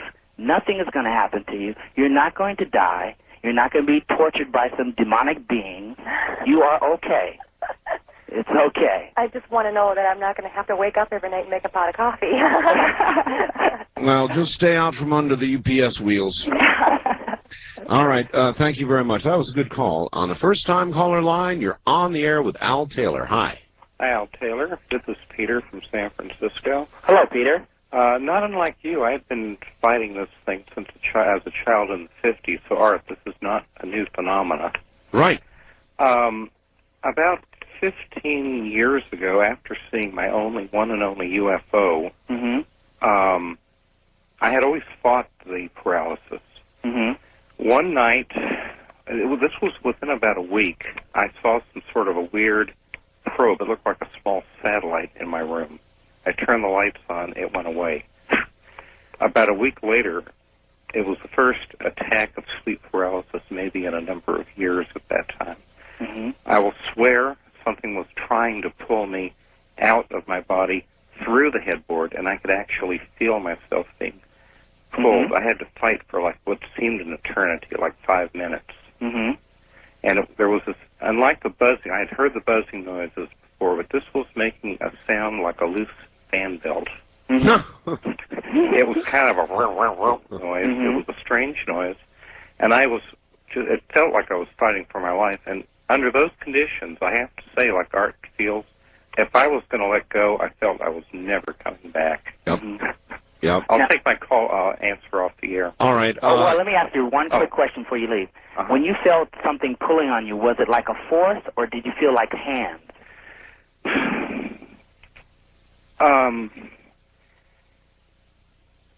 Did you feel like a force pulling you, like gravity type of thing? Reverse gravity or something? Or did you feel like a person was pulling on you? Yeah. It's very hard to say now. It's been a long time. I got the feeling that I could almost see something dark behind me, Mm-hmm. like it was a dark entity. Mm-hmm. It was tremendous force. I have definitely over the years. I've always fought it since a child. I always fought it, and I always knew that I could feel that floating sensation, Mm-hmm. and you jump almost back into the body. I could tell the difference between floating and being somehow pulled. Mm-hmm. A All right. force, an arm, a hand, claws. All right, a all right. thing with black wings. I don't know. All right, good enough. All right, so in other words, whatever it was, he can't define it, obviously. Right, But right. he was being pulled by something, some force. It was not just sort of a drifting out of body type deal. Something was trying to yank him out. Now, what about Right. that? Well, listening to him, and see, I hear a lot of people describe their experiences, and a lot of times they will say something like the caller just said, a dark force. And see, I'm a researcher, and I'm a middle-of-the-road person, and from what I heard from him, there's really no indication that it's a negative thing. He may have perceived it that way. I would. And that's okay if that's the way you want to perceive it. But because we're talking about perception, you could also perceive it as a positive thing. Just because you don't know what it is doesn't necessarily mean that it's something dark or negative. Just fear of It could the be very positive. fear of the unknown. Yes, exactly. Yeah, but exactly. should you feel that you're being yanked and tugged and pulled? Is that the feeling that should manifest, or is it? Well, yes, it happens. It happened to me all the time. Matter of fact, I dreaded it because I didn't know what was going on. My guides were pulling on me, trying to get me out. See, they do this to us every night, but only a few of us remember. He just happened to be conscious of it. Now, there are probably dozens and dozens of times that he had that same experience where he was being pulled that he doesn't recall. So it's not really that abnormal. It's just he happened to be very conscious of the experience at the time. All right. Wildcard line, you're on the air with Al Taylor. Hi. Hello, this is Jared from Houston, Texas. Yes, sir. Hello, Jared. Hello. I had an episode of sleep paralysis last night, as a matter of fact, and I was laying on my side, and I was totally conscious through all of this because I was watching the clock radio digital clock next to my bed. I was timing how long this was going to last because it was the first time I was actually conscious through something like that. Mm-hmm. And my first response was to fight it, to try to move my body to try to jump out of bed so it would go away. The more I tried, the harder it was, and so I finally decided to let go and to see what would happen. Mm-hmm. As soon as I said, okay, I'm going to let go. As soon as I let go, I started, I was hearing this noise, very loud noise, like somebody was spraying a water hose onto the side of a tin barn almost. Right. Right. Horrific noise. Oh, it was awful, and it kept getting louder and louder the more I, got sucked into it, so to speak. Mm-hmm. I got this really odd sensation that my body was vibrating, and I began to, feel this sense of levitation. Mm-hmm. The experience got so bizarre that immediately, as soon as I felt the levitation, I began to fight it just all of a sudden I started fighting it because I had to get out of this. It was so weird. It was very foreign to me. I started fighting and finally I snapped out of it, and I jumped out of bed, turned all the lights on, and started calling people. And I called a friend of mine who has petit mal epilepsy, and he was telling me that things like that happen to him all the time. But my question is if you let yourself go into the levitation and what have you, can you get so enthralled into that? I mean, can you get so enthralled into to where you don't want to go back into your body, or to where you just don't ever go back into your body? No. See, the body has like an automatic recall kind of mechanism. If you're out for a while, you'll start feeling drawn back, like pulled back, and it's very difficult to fight. And you eventually you'll just almost literally be kind of slammed or sucked back in. Yeah. So you can try to stay out. My main after fear, a period of time, the body starts to recall you. Yeah, my main fear was that if I kept going and going and going, because I didn't know where I was going to go, actually, I felt like if I kept letting myself go, that I could have maybe never have gone back into my body, and so that's why I automatically started fighting it again. Now, one thing that I have found is that, and this is another warning that I give people, and I don't give many, just a couple, is that while out of body, if you experience a higher consciousness of who you are, all of a sudden, I mentioned that earlier, that all of a sudden I realized that was my home, that was my natural state, and when I came back to the body, I have to tell you now how it is now. I'm permanently homesick. I always think about it because it's a wonderful feeling. So that may be something you may have to deal with. It's just the euphoria feeling or the wonderful lightness and well-being that you feel while out of body. You almost crave it. That's about the only warning I would say. But you don't have to worry about not being able to return or being drawn away by something beyond something supernatural that keeps you from returning. You don't have to worry about that at all. Matter of fact, the best thing to do is try to get rid of all your fears. Well, this is a very natural part of our existence, and it's a very wonderful thing. I was absolutely afraid to go back to sleep last night. As a matter of fact, I stayed up all morning and slept through all of my classes. But I stayed up all night, but after listening, to the show so far, it's a bit comforting, and I think I will go to sleep tonight, and I'm almost looking forward to it happening again, just so that I have the opportunity to let myself go further than I did last night. I tell you, after a while, you will look for the paralysis. You will want to have it because it's a wonderful, wonderful thing. Yeah. But I wanted to say something before we broke last break, Art. Yes, sir. And that was about, a lot of people have this paralysis, and not everybody wants to have an OBE. Some people just want to get out of the paralysis.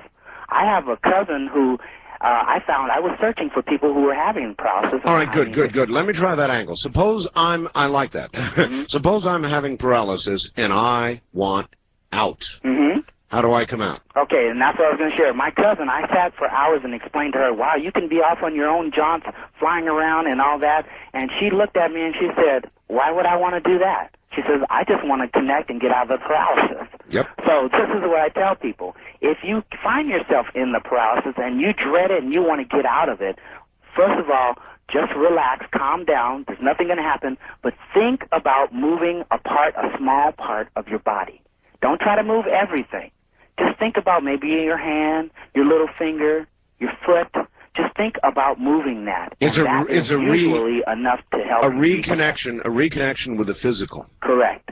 That is just a small part, not a big part. And that is usually enough to help you reconnect. And as a matter of fact, the more and more you practice it, you'll get so good at reconnecting, it won't be a problem or an issue at all.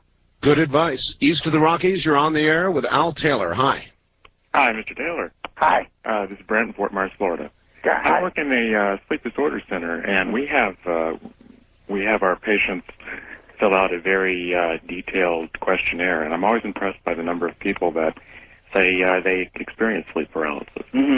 Also, I was wondering, has there been any studies done to correlate REM sleep with out-of-body experiences? The Monroe Institute as I say, they have done about the most extensive research that I can think of regarding altered states of consciousness, because that's basically what we're talking about.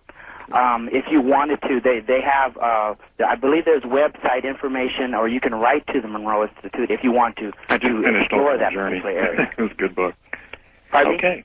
Appreciate it. Mhm. All right. What about, you said it is an altered state of Right. consciousness. What about sensory deprivation? What can you tell me about that? Is it? Meaning like chambers, That's right. tanks? That's right. That will help you. Some people, see, there's numerous ways to achieve an out-of-body. Not everybody is going to go to sleep at night and have an OBE. See, there's OBE in that state. You know, and this is what's kind of remarkable, Art, is that even joggers who've jogged in the LA Marathon, while jogging, they get into this pattern, this rhythm. Yes. And some of the joggers have reported all of a sudden floating above their bodies, watching themselves run. That's called a spontaneous out-of-body experience. That's my kind of OBE. If I've got to run, I want to float. I mean, if that doesn't tell you that you are not your body, I don't know what will. If it's moving by itself. I'm gonna get very serious for a moment. You mentioned something a little earlier about healing. Mm-hmm.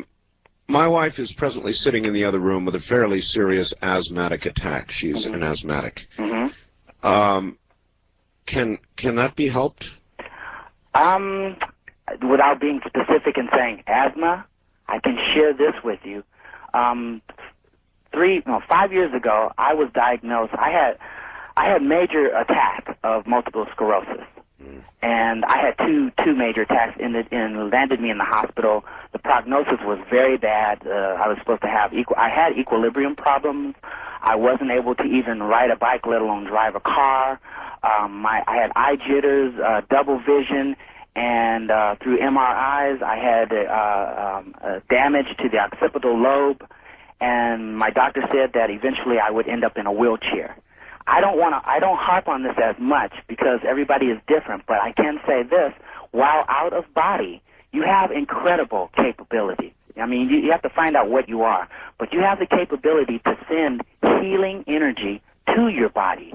And I would say this, now whatever way you want to explain it, here it is 5 years later, absolutely no eye jitter, absolutely no equilibrium problems. I am not in a wheelchair. I drive fine, and I haven't had any repeat attacks of MS whatsoever. How did you do it? Just, when you're out of body, you're floating out of body, you send healing energy. You think, I want to heal this body, and you think of sending healing energy to your body. And that is the way it manifested in my life. And I don't regret it. I'm fine. So you thought yourself well? Yes, yes. And I didn't even know it would work. You've been back forever? But tell you the truth, I had nothing to lose. Well, that's right. With that diagnosis, of course, Yeah. you did not. Nothing at all. All right, Al. Bottom of the hour. Stay right there. We'll be right back. Back now to Al Taylor. Al, are you there? Yes, I am. All right. I want to touch on something you sort of touched on a moment ago, then we'll go right back to the lines, and that is this apparently, once if you're able to give in and begin to do it, is such a joyful experience. Mm-hmm. Is there some little danger that you'll get out there and won't want to come back? Well, I would say yes, you would not want to come back because it's like going to Disneyland and all of a sudden, you have to leave. You still have a lot of more rides you want to get on. It is that. It's so much fun, but be aware that you can do it again and again. I'm still having consciously controlled OBEs, and that's what my second book is going to be about, is my continuing travels. So, you don't have to cram it all in one thing or think, I got to do it now. You can continue to have these experiences throughout your life. So no matter what, and this is a big sort of safety net for a lot of people, you are not going to ever get stuck in astral space. No, you'll be recalled no matter how long you want to stay out. You eventually will be recalled, and you might come back so fast that you may feel like as if you've dropped from the ceiling or been slammed into your body. Now, people who are in comas, where are they? That's a good question, and I would say that the majority of people probably are OBE. Because once the body gets into the relaxed state, you're at a fork in the road. You can do pretty much whatever you want to do, or you may just start floating upward and not want to. That has happened to me numerous times, and that's what happened in the beginning when I didn't know what I was doing. I would just float upward without trying to. Here's somebody with a physical malady. Al, about 3 years ago, went to my room, took a 2-hour nap. When I woke up, my whole right side, the whole right side of my torso was paralyzed. Mm-hmm. Doctors have no idea why. Mm-hmm. Today, I'm about 90% back to normal. Any thoughts? See, then that to me doesn't sound like the paralysis that I'm talking about. This that is a real like physical something malady. else, because the paralysis that I'm talking about, all it takes is for someone to touch you, or a loud noise, or for you, like I said, to concentrate on moving a small part of your body to completely 100% reconnect. If you are awake and you've had this paralysis and you wake up and you're still partially paralyzed, I would say that's definitely or more of a medical problem. All right. I'm not a doctor. I It understand. definitely doesn't sound like the paralysis I'm referring to. All right, here's a young lady in Los Angeles who wants to know. She says, ask Albert about the possible meaning of that loud, shrieking sound that usually occurs in my head during this sleep paralysis. What is that sound? Okay, if it's a loud shrieking sound, see, generally it manifests in a high-pitched sound or a roaring of the wind or a roaring sound or a water sound or a musical note or the buzzing. And this is what's interesting, is and it goes into a lot of detail, is that when you achieve that altered state or disconnect from the physical, you are very aware of people's thoughts. And if you think about if you had 100 people in a room and they were all talking at the same time, it would be this horrific noise that you would not be able to understand. Okay. And a lot of times, Robert Monroe, I think he called it the M-band noise. A lot of times you hear thoughts. I mean, and it can be incredible and loud. I think that's pretty much possibly what the person may be experiencing. All right. West of the Rockies, you're on the air with Al Taylor. Hi. Hi, this is Peter from Lakewood. Yes, Hello, sir. Peter. And I'm taking a little bit different bent than you are. I was a Catholic monk trained in Tibetan meditation for many years. I'm no longer religious, but I come from a basically religious and now into the scientific, so I'm kind of looking at it differently. We were trained that there is no physical paralysis. If you can, you've heard of that phrase, mind over matter. Well, we were trained soul over mind over matter. And what the word that you used, this reconnection, we were taught that that's exactly what it is, but I think you're looking at it from a scientific perspective, in that when you are in a relaxed state, and believe me, I agree with about 95% of everything you say. When you're in this relaxed state, whether it's at night or sleeping or through meditation, this soul comes out, or you come into this soul state, and when you become conscious that you're in this soul state, we're basically a physical being, and that's a mental and physical being, and you try to get your soul to control your physical, and you can't do it because that connection is not there. The soul cannot tell the physical body to move. So when you use the word paralysis, I think, it's a catchy word, but it's a negative word in that you can't move, there's negativity there. Really, if you have this understanding that you're going into this soul state, then you don't have that fear, and that's what we were trained. And I'm a little bit nervous because I'm not used to talking on the phone, but can you see it a little bit from my perspective? Well, see, your perspective is a more evolved understanding of the phenomenon. But the average person that's out there and hasn't heard any of this, all they know is that they feel paralyzed. Exactly. So to be able to tell or talk to this person about the experience that they're having, I think paralysis seems to be a kind of a universal word that people understand. I agree, but I think that if you interject instead of an understanding that it's more of a soul state that they don't have to worry about. All right, but you've got to understand, caller, that we've got to use language that addresses the average person. They're sitting out there scared out of their wits about this, and so we're trying to speak their language. I understand.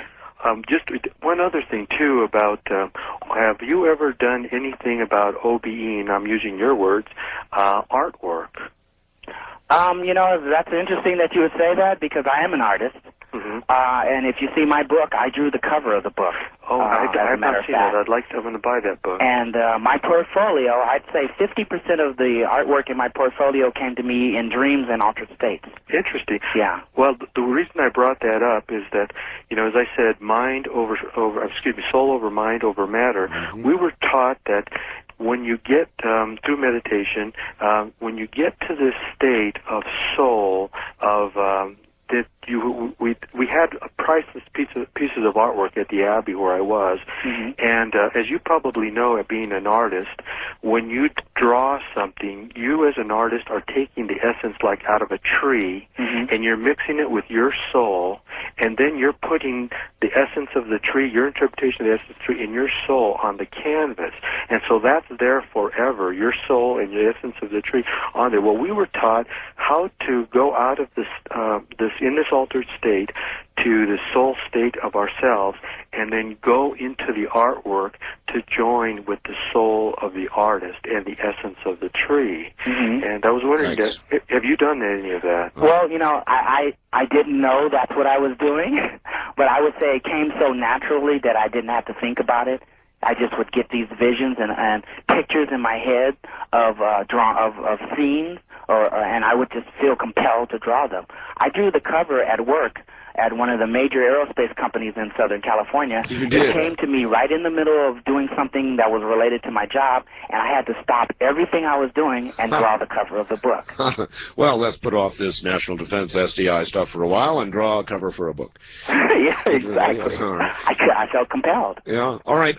Here's something for you, and tell me what this was.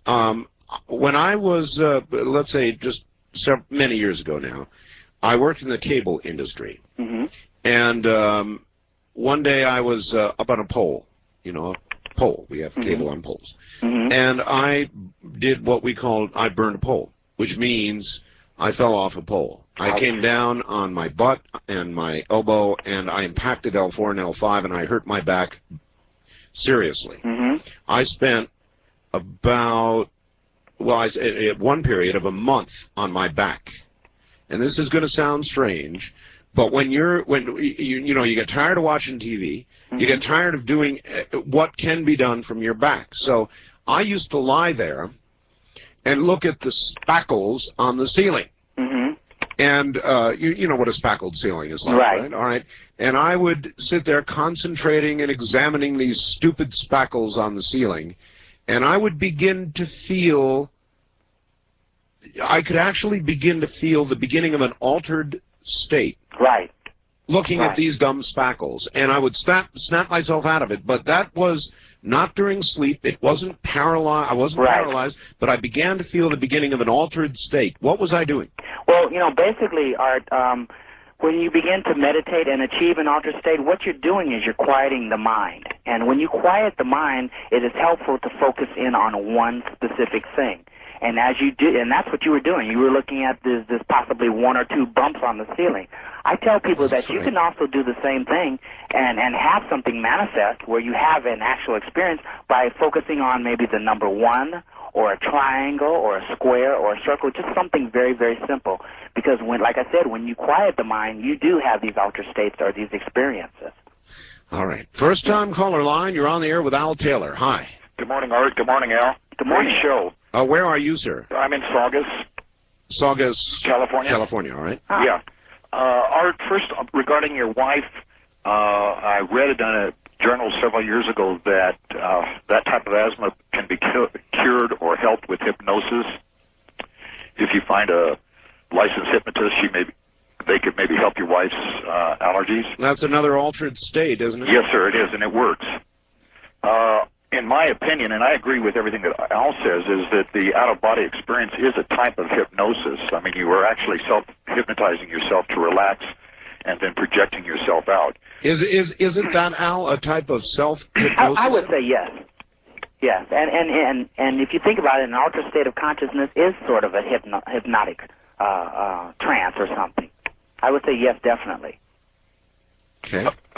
Something I want to mention, Art, because there's a lot of people out there who are having OBEs or close to having them and aren't aware of the clues and symptoms. Right. I want to mention a few things that people will maybe be able to relate to. All right. And so I ask this in all my lectures that I do up and down the coast and in various places in the country.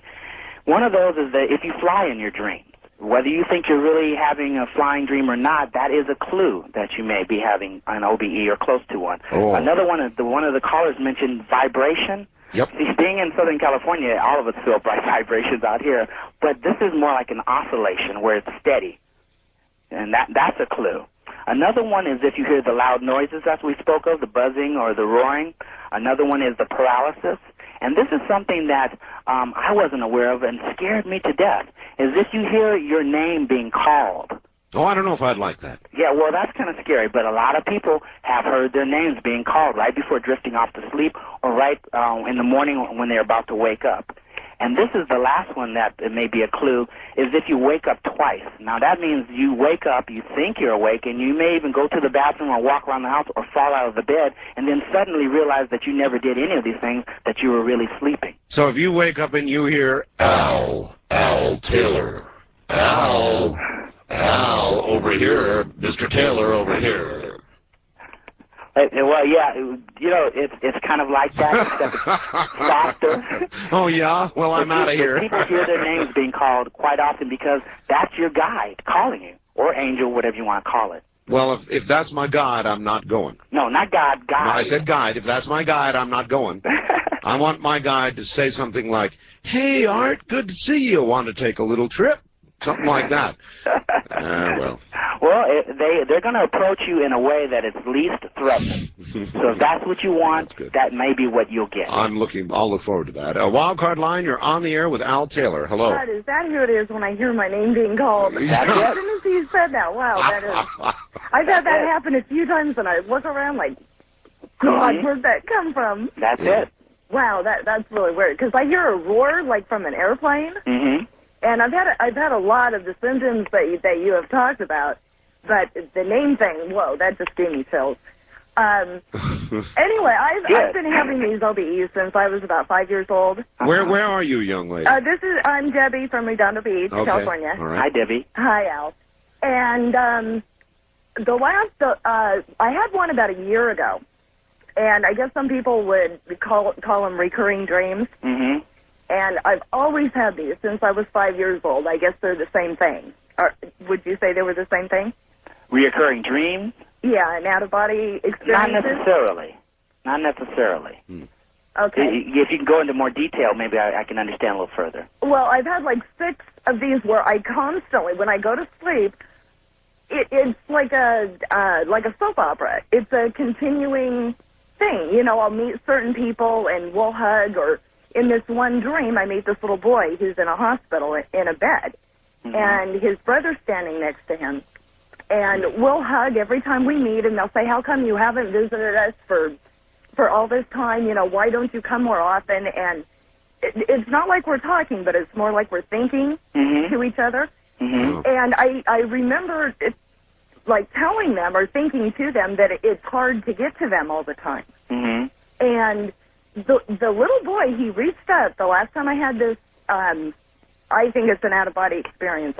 This is weird. Now, I've never heard of a dream like that where they're expecting you or they've seen you before and they're welcoming you back. Yeah, I've had like 6 of these since I was 5 years old, and I still to this day keep having the same 6. It's not like a normal dream, is it, Al?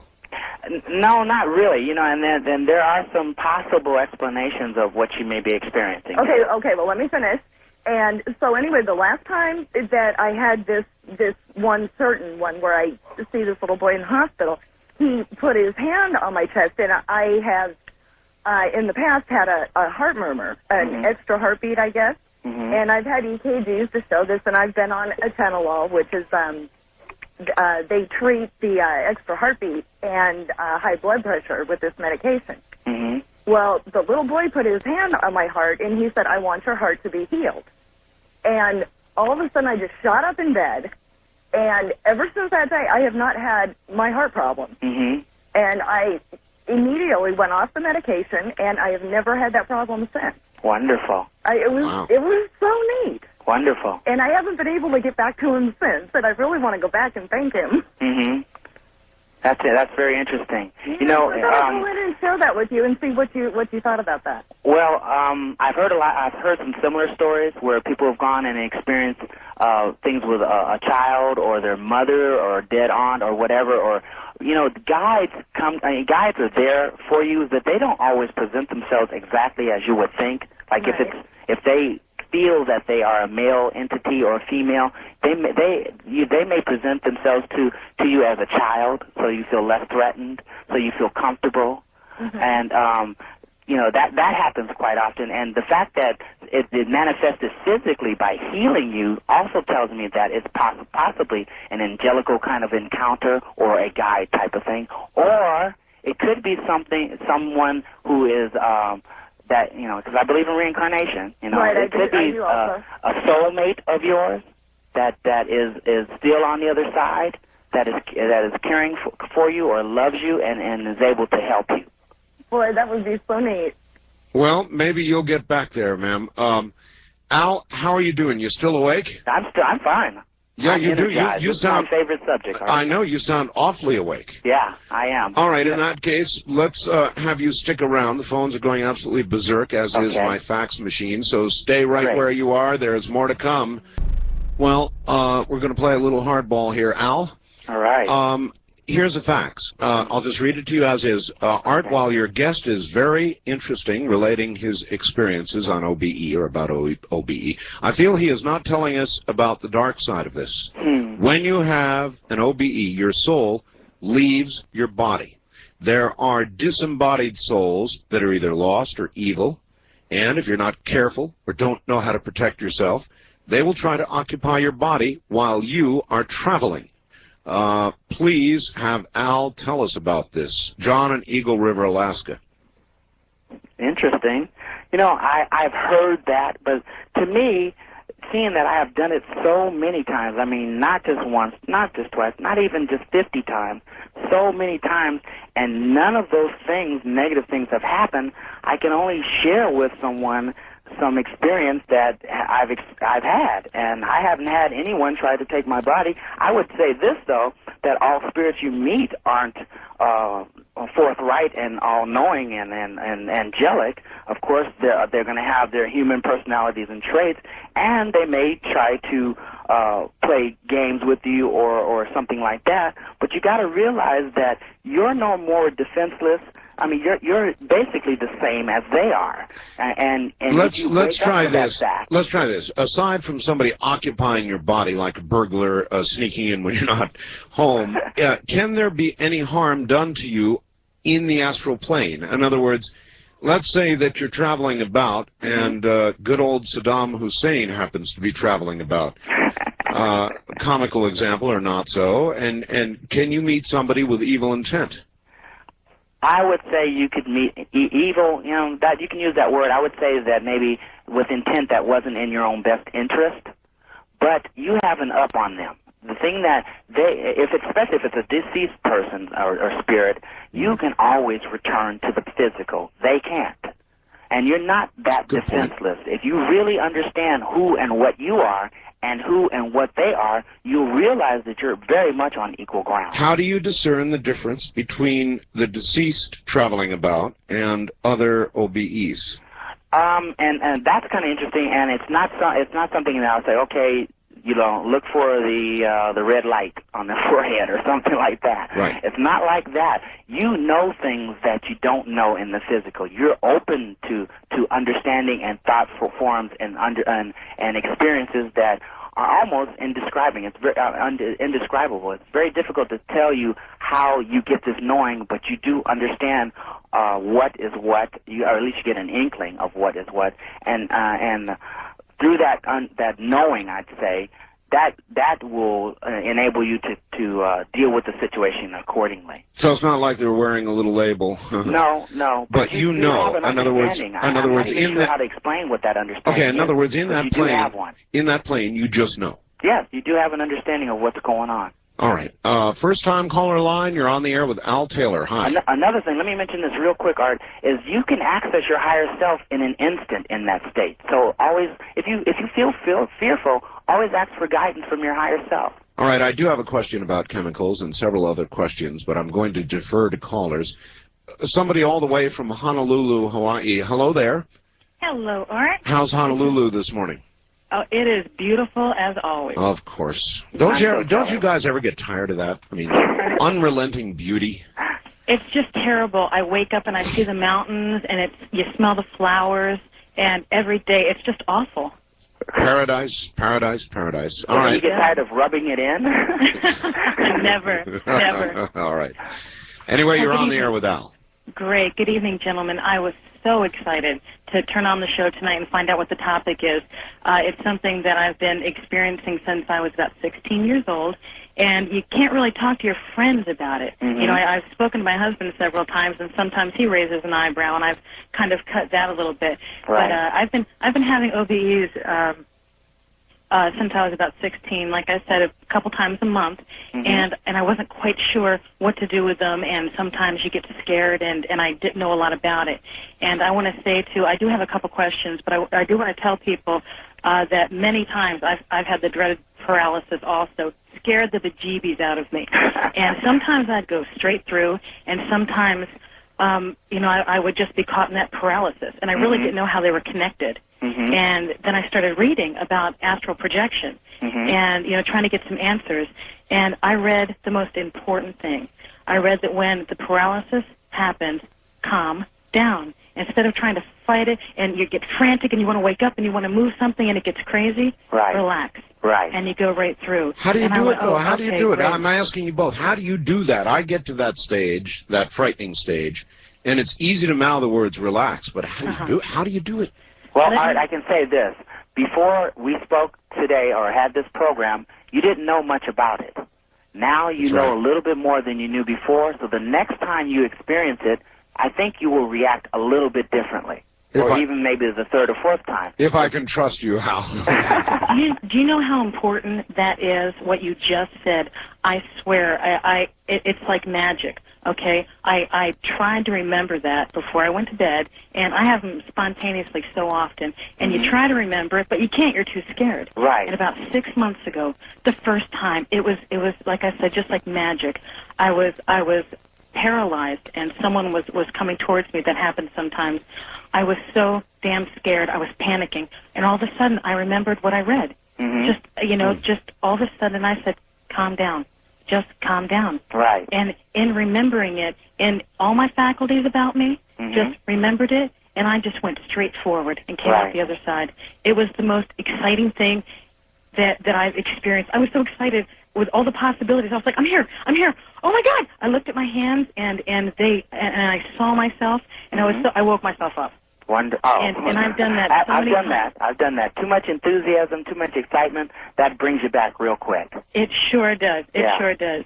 And now, this, like I said, this was about 6 months ago that I actually was to the point where I can control it, that I really could just calm myself down and go through. And one interesting thing, I've not had the paralysis since. And I don't know if that's that I just, now maybe I just go through, and sometimes when I go to sleep, I try to concentrate, and I actually feel myself going there, and I get really excited, and I go, calm down, right, and I just slip right through, and there I am. When you feel excited, your heart starts speeding up. Oh yeah, your heartbeat, and that usually keeps you grounded. Yeah, and then when you calm down, then you release. No offense, Al, but but if enthusiasm keeps you from getting airborne, how do you ever travel? Well, you have to find the balance from fear to excitement. You're a very enthusiastic person about all of this. Right. It just took a lot of practice, Art. Just come into that door like that kitten. Come into the door, being frightened, getting enthusiastic, being excited. Yeah, I'm a cat person. That works for you. I'm a cat person. I can relate. Do you have a question, ma'am? Yes, actually, one more comment is that the best time seems to be during light sleep for me. When I wake up in the morning and I can doze off for just a few minutes, and it happens then, or for a quick nap in the afternoon. I sometimes go in, lay down for a quick nap. I go right there, fly around for a while, come back. It's amazing. Right. And one thing I wanted to ask, a couple quick questions, is I can do what I call being in both worlds. And is that unusual? I'll be flying, and which is my favorite thing to do. It's just the most amazing thing. And I'll hear the trash truck out front. Right. And I'm lying there while I'm flying, and I go, oh, and I curse the trash truck, and I say, please hurry up and leave. Do not wake me up. It's the most bizarre thing. Now, I mentioned that earlier on the show. You're not totally disconnected. You're very aware of the room, very aware of your breathing, the temperature, the sounds around your body, but yet you can be totally in another your consciousness can be in a totally different location. Yeah, it's an amazing thing the more I learn. But I want to ask about people and the spirit guides. How do I don't know enough about it. I'm trying to learn some about it, but are people, I've had so many experiences while I'm in the paralyzed state that there are people there, and they scare me. I've had an old woman sitting there and several other people coming to me or standing there, and I get so frightened when I know they're there with the paralysis, and I just get so scared that I try to get out of it, and I do wake myself up. And as a matter of fact, some months ago, I got so scared at one point, I stopped myself from having them all together. And it was terrible. But since I've not experienced the paralysis, I've not had that happen. So my question is about other people. Who are they, and what are they doing in my room? They could be a doing? multitude of people, deceased relatives, grandmothers, aunts, astral travelers, guides, angelic beings. But the thing is that even through your experiences, have you been harmed in any way? That's one thing that I wanted to say. They haven't scared as harmed you. I've been through the paralysis, I've never felt the need to look back at my body. I've looked at my hands and looked to see that, yes, I'm here. No, the question was, though, have you been harmed ever? I have never, ever, I've never had anybody do anything or threaten me in any way. Actually, I kind of tend to stay in my own little world. And what are you afraid of? Not a darn thing I'm afraid of. Not a darn thing. There you I've go. never felt, So nothing has happened. I've never felt You've had the scared about experience not and being you've able to come survived it back. numerous times. All right, well, there you are. Okay. All right, well, so thus far, and it's true, I have yet to talk to one person who has said they are harmed in any way. Listen, I let it slide a little earlier, and I think the fellow dropped off the line, but... We're going to talk about crystal quartz now? Well, chemicals in general. Chemicals produce altered states. Chemicals produce sleep disturbance. What do you say about chemicals? Well, this is what I tell people. I believe that chemicals, illegal drugs and legal drugs like alcohol, things like that, inhibit or sometimes prevent you from having an out-of-body experience. Really? Sometimes, but there are some drugs that people have claimed that they have had these experiences. But what I say is this is a very, very natural thing. And you don't want to do something that's possibly going to cause you some physical damage to your body, because it's very easy to do it very naturally, and if you do it naturally, you can do it over and over again without worrying about any ramifications like being locked up. So just say, I don't need it. So, yeah, you don't need it. I'd stay away from it. Leave it alone. You don't need it. You can do it naturally. Even alcohol prevents it. All right, this is back to the ground floor, but explain to this gentleman, I've got a fax, is it possible to teach myself to do this if I've never even had a sleep paralysis episode before? Oh, yeah, because like I said, just because you haven't had the paralysis doesn't mean that some of these other things that I mentioned, the flying, the buzzing, the vibration, those are all still symptoms of the same thing. Well, that's kind of part of it, but I mean, how would you bring it on, I guess, is what he's asking. Well, in my book, Chapter 14, I list about 5 different techniques that I've not only tested on myself, I've tested on all my students, on my family, my mother, my son, and I have a lot of success with these techniques. Try one until you feel very comfortable with. Another thing, since we're all up early in the morning right now, one thing that I found that works for me, too, is sleep deprivation. And since we're all up now, I challenge or I suggest that those of you who are going back to sleep after this show, try to lay there and relax your body one muscle at a time, like I said, and see if your body falls asleep. That's a great way to induce it. You know, I as I said earlier, I was doing that because I had real trouble, and somebody sent me a letter and said, try that. Just concentrate on your finger, relax it, then your arm, then your body, then your neck, then your, go right. Yeah, start, exactly. if you want to, start at your toe and move upward, but one piece at a time. Force it to relax. Right. And before you're ever done, you'll be asleep. Exactly. That's what happens. That's what happens. All right. You may hear yourself snoring. That's actually happened. West of the Rockies, you're on the air with Al Taylor. Hi. How you doing, Art? Okay, where are you? San Diego. Yes, sir. I'm the guy that was talking about Crystal. Oh, you are? Yeah, all right. still on the line. All right, You're back. I kept you on the line. I'll be doing it. Well, all right, you kind of got your answer then. Yes, I did. And I'm going to give her best advice. I mean, I'm in the Marine Corps, so I don't do that. But the thing is, don't be afraid. Don't fear it. Don't fear the OBE experience? Right. Not the drug experience. Well, no, she's off with that. That's Right. good. But yeah, no, don't fear it. All right. And don't let other people tell you to fear it. Because see, some people will say, well, that's this and that's demonic. See, everybody becomes an expert even though they haven't had the experience. Don't let them tell you that it's a fearful, horrible, demonic, crazy thing. It is not. It is very natural, and be calm about it, and tell her to enjoy it. Tell her if she can do this, she's very, very fortunate and very, very blessed. I've got a fax here from a reverend who says he's not at all disturbed by what you're discussing, and that those of a religious nature ought not to be. Right. But a lot of the flock aren't they? They're terrified of this. They feel it is of the devil. It is of the darkness. It's not. Why? I can't believe that it would be. I can't believe that if we do have a soul, and I do believe we have one, that there's anything wrong with examining it, with trying to get in touch with it, or traveling with it. I mean, what can be so dark and bad about that? Well, the thing that we're talking about here, Art, is fear. And that's really all it is. I had a reverend back in the Bible Belt say about, he said, Albert Taylor must have been possessed by demons to have written this book. I was shocked. Really? I didn't realize that people still did that in the 90s. But my only response to that was I could respect that a lot more if at least he'd read my book. This doesn't threaten anybody's religion, because in all religions it talks about that we are spirit, that we are sparks of God. Yes. And just because, people did it in the Bible and in other books in the past, that doesn't mean that is only for people who've lived thousands of years ago. No, we are still the same spiritual beings. Yes, we can still do these things. This is nothing new. This subject has been hidden in the occult category for so long, and that's where it got all these fearful condemnations.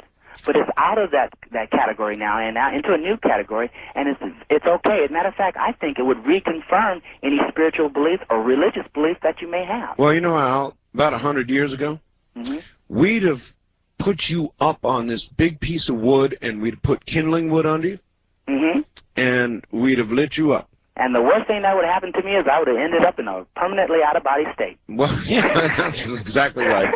Wildcard line, you're on the air with Al Taylor. Hello. Yes, hello, Art. Yes. Hi, this is Don in Pinole, California. Yes, sir. Hello, Don. And a pleasure to speak with you, and a pleasure to meet you, Al. Great, thank you. I have a question. I had an out-of-body experience about 10 years ago, and I did it intentionally after reading Robert Monroe's book. And I tried for about a year to have one, and you fall asleep 99% of the time. That's good. You were close. Oh, yeah. And I finally achieved it, and after leaving my body, let me tell you, seeing your own body laying there is quite a shock. Yes, but yes it is. I managed to stay out of my body, and I was attempting to travel somewhere else. I wanted to go to a different place to kind of prove to myself that I did it. And another entity entered my space. This entity it appeared to be my mother.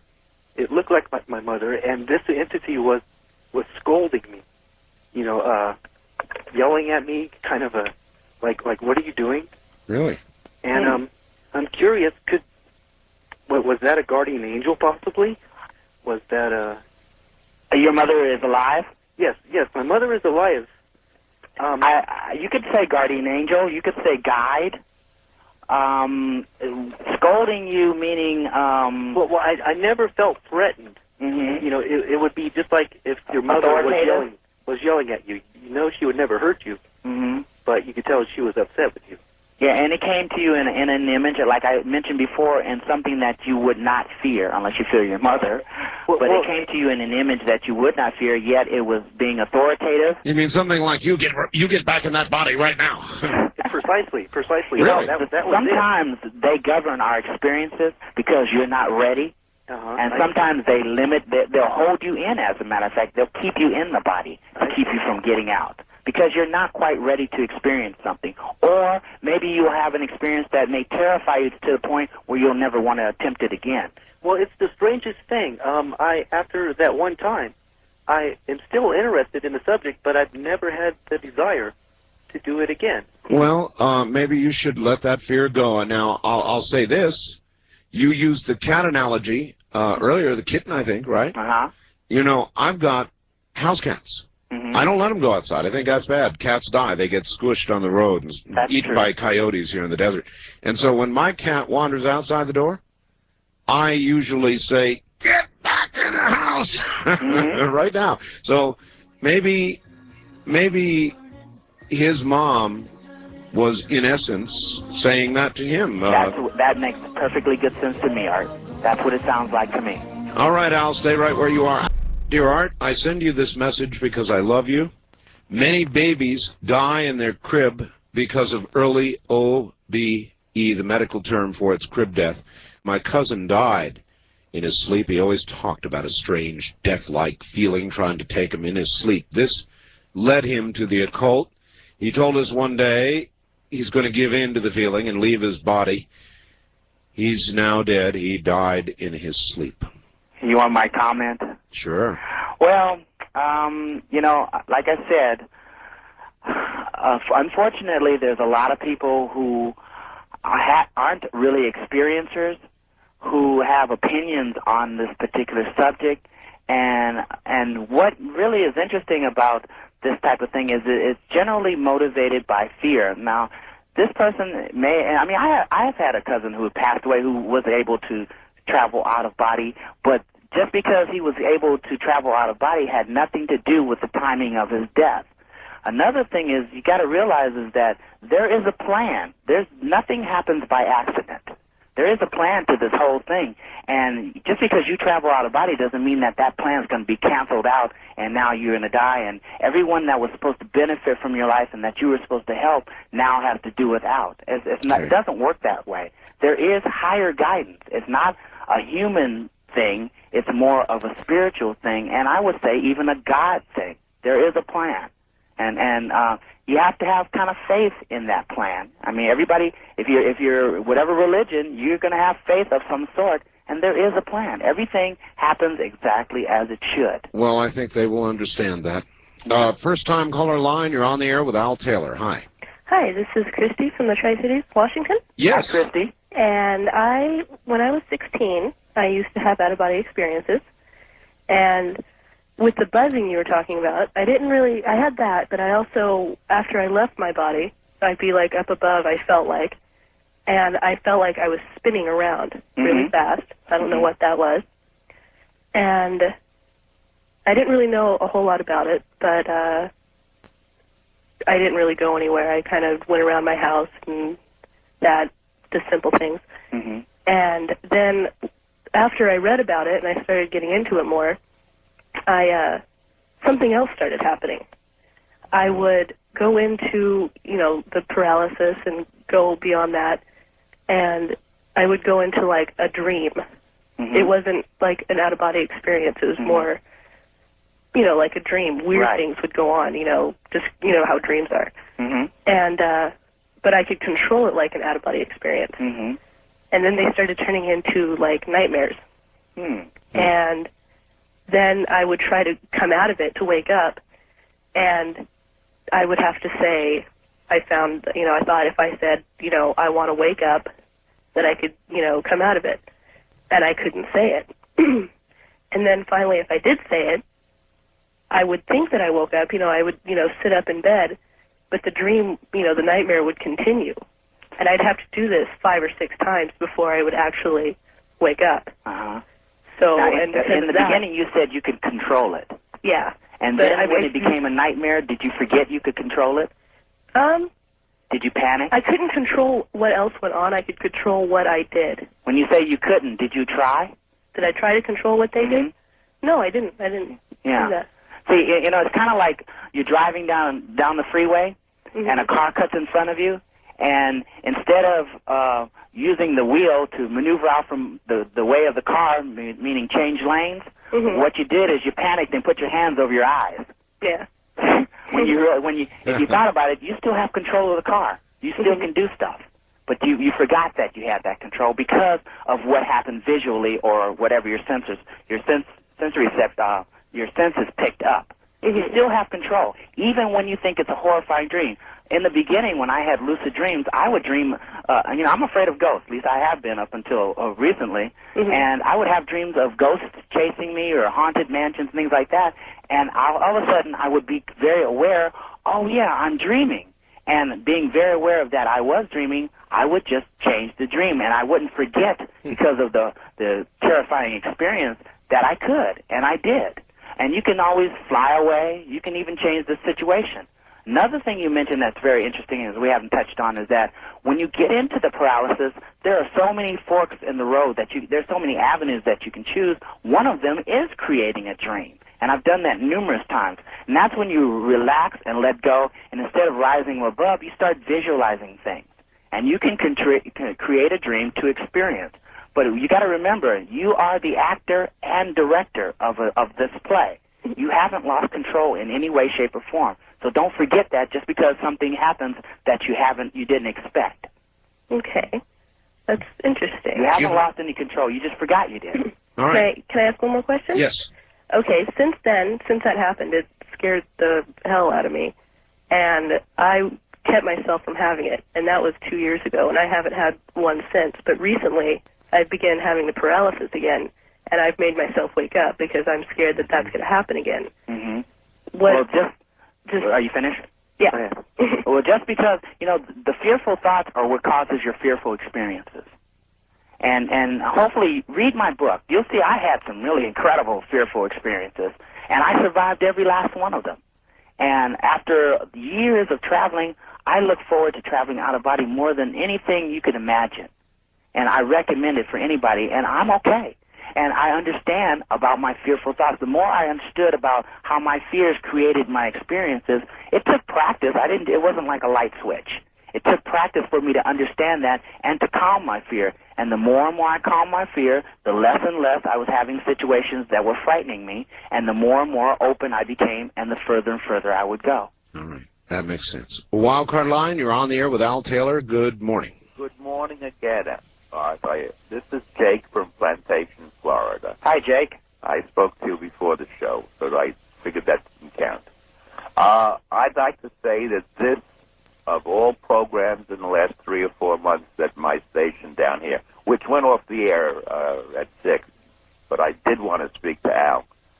This is the finest program that I've experienced. I haven't heard them all, but I've heard many. Well, I'm glad you enjoyed it. There's almost an entire correspondence between what Al has been saying and what I have been learning in the past 20 years through my connection with a group based out of a town a little south of Flagstaff, Arizona. I would just caution Al, well, it's not so much that I'm cautioning. You had a guest last week, Art, who said Ouija boards, throw them out of the house. That's right. Very often we get wrapped up in playing with the powers that come to us as we develop. It's very important, I believe, and many do, not to become attached to the powers and not to be attached to the journey to the ultimate realization of beingness and the totality of all. These are only stops on the way, but we shouldn't be unduly interested in what we could manifest on the way to the experience of total self-awareness. Okay, does that make sense to you, Al? Yes. It's important to stay grounded. You can't just abandon all all responsibility and focus on just astral travel or having OBE experiences. It's definitely important to stay grounded because, first of all, you have to live and exist in the physical world. That's right. So it's not the be-all and end-all. It's Right. simply an explanation Right. of something that is real. I mean, Exactly. we've been hearing from these people all night long, so it's Exactly. obviously real. Exactly. All right. And it's to enhance, not to dominate Yeah, your life. there you are. East of the Rockies, you're on the air with Al Taylor. Hi. Hi, my name is Hal, and I'm calling from Omaha, Nebraska. Hi, Hal. Yeah, well, it's more of a comment, but one time I heard, you know, how you're talking about the voices calling your name. Mm-hmm. Well, I heard that and it sounded an awful lot like my grandfather, and he died about 6 years before this happened. And then, you know, I just think I was hearing things. I was up for 36 hours before that. So I went to bed, and then I felt like something just grabbed me and pulled me from my body, is what it felt like. And then it was more of a dream, per se, and then I saw a dark-haired lady and a little blonde-haired girl. Mm-hmm. And the strangest thing is, now that I'm married, my wife has black hair, and my daughter has blonde hair. Mm-hmm. And it looked just like the little girl in the dream. Mm-hmm. And it just, I don't know if it has anything to do with it. It has a lot to do with it. Like when you're talking about how you were hearing, you know, you hear your name called, Mm-hmm. and then the roar, too, when I fell asleep. Just the loudest roar I've ever heard. It sounded just like when I was in the military with the jet engine. So what did this man visit his future? Well, no, he didn't visit his future. I'd say the little girl from his future visited him. And you said you saw the blonde girl prior to her being born. Yeah, and See, she existed in spirit form, and she presented herself to you as you would see her in life. Okay, They do that all the time because, like I said, they pick their parents. Yeah, that's what So she was hovering around you, checking you out. Yeah, it's like what you were talking about, that how you pick your parents and so on. Would maybe like they push you towards your mate? No. Because they don't push you towards, because it's all an agreement. You're not forced to do anything. Collaboration. Yeah, I understand what you're saying, but like the woman in my dream or whatever looks just like my wife also. And So maybe she was helping you to guide you That's to what I was what trying you to already wanted convey. to do, what you agreed to do. Yeah, that's what I was trying to convey. Yeah. Like they just send you on a little That path. happens a lot. I've known a lot of people who have seen children in dreams, and then all of a sudden, they have a little boy, or they know they're going to have a little boy, and sure enough, they do, and the kid grows up to look just like the child they saw in their dreams. That happens all the time because, like I said, they come to you and they stay around you, observing you, and to pick you, to choose you. Okay. Well, All right. that's all I have to say. Thank you very much. Well, that was just fine. West of the Rockies, you're on the air with Al Taylor. Hi. Good morning, gentlemen. Good morning. Where are you, sir? I am in Ocean Beach, All right. California. Okay. May I give my last name? First-time callers call area 702-727-1222. Okay, well, no, he just disqualified himself. I didn't want a last name, and he couldn't resist, I guess. First-time caller line, you're on the air. How you doing? Fine, how are you? Fine. Where are you? I'm in Tennessee. Tennessee. My name's Mary. Hi, Mary. Hi, Mary. Hi. I want to share an experience with you that my daughter had 8 years ago. Mm-hmm. She was 5 years old, and her father had passed away. And one morning she woke up and she said, "Mommy, I went flying last night." And I do this all the time, so I understood what was going on. Mm-hmm. And I said, "Where did you go?" And she said, "Mommy, I saw Jesus." And I started asking her questions, and I said, "What did he look like?" She said, "Mommy, he had a purple robe on, and he told me that everything was going to be just fine." But I thought this was a wonderful experience, for her. Mm-hmm. And people think, I tell them the story, and they say, "Oh, that's demons and everything else." And I said, "How can you say that when she saw Jesus?" But it's like now I talk to her, and she doesn't want to talk about it. I think it scares her now. So. And you reinforce it with her? Yes. I tell her everything's fine. And also, I wanted to ask a question. When this happens to me, it seems like it's all the time. And my husband will try to wake me up, and it's like I just plop back in my body, and for the whole day I feel tired. I have a question. How does he know it's happening? Pardon? How does he know it's happening to you? Let me ask you, do you moan when this is happening? Yeah. And that's how he knows? Right. I call that in my book abort sequence. Because that's like saying, help me. But I'm so tired all day long. Well, you know, sometimes, see, if you were to stay out of body for a long time, then come back, your body wouldn't be as tired. But you sound like you're not leaving completely, or maybe you leave for a little while and you come back and then you go through a dream state type of thing, a restless sleep. Right. The only thing I can say is that try some of the techniques I put in my book. You know, they work to the point where you'll be out and you won't be in that dream state and you won't be tossing and turning, and do the relaxation, the visualization, and things may smooth out for you. Regarding the condemnation that you heard from other people, like I said, with this thing I found that everybody is an expert, but few of them are really experiencers. So just take it with a grain of salt, and that's where they're coming from. It really has nothing to do with your experience. Think of it as your experiences are powerful, and what your little girl said doesn't sound demonic. I mean, if she has experience with Jesus, what could be demonic about that? Right. That sounds almost hypocritical to say that it is. Right. Well, So don't worry about what they say. Yeah. I have heard so many things. People have said so many fearful things about this, but none of them have had these experiences. The world is full of that. Yeah, it's going to go on. But you're having something that your little girl is having, and I think it's wonderful. Support it, be open to her, and let her explore her own being, because that's what she's doing. All right. We're almost out of time, Al, but maybe one more. Wildcard line, you're on the air with Al Taylor. Hi. Hello, Art. Richard in Kelso. I was hoping Mr. Taylor could explain what happened to me. I was having a vivid dream one night a couple of years ago. I was dreaming I was at my old house where I grew up, 10 miles away. I woke up, I was wide awake, and yet I was paralyzed. I couldn't move. I tried yelling to my wife. She couldn't, I couldn't get anything out. So I blinked my eyes, and suddenly I was back at my old house 10 miles away. I was still conscious that I was paralyzed, and I blinked my eyes, and I was back in my bedroom. I still couldn't move. I blinked my eyes again. I was back at the old house 10 miles away. Wow. I blinked my eyes again. I was back in the bedroom. The whole time, this went on for several minutes. I just fought and fought and fought, and the first thing I got back was just a faint voice. I was able to get out a squeak, and then finally I could yell.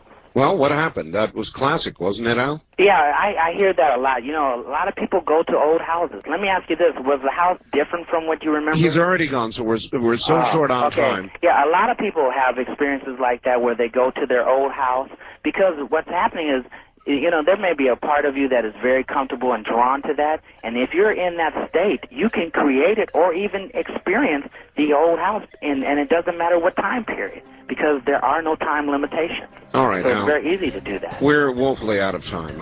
Listen, my friend, it has been a wonderful night.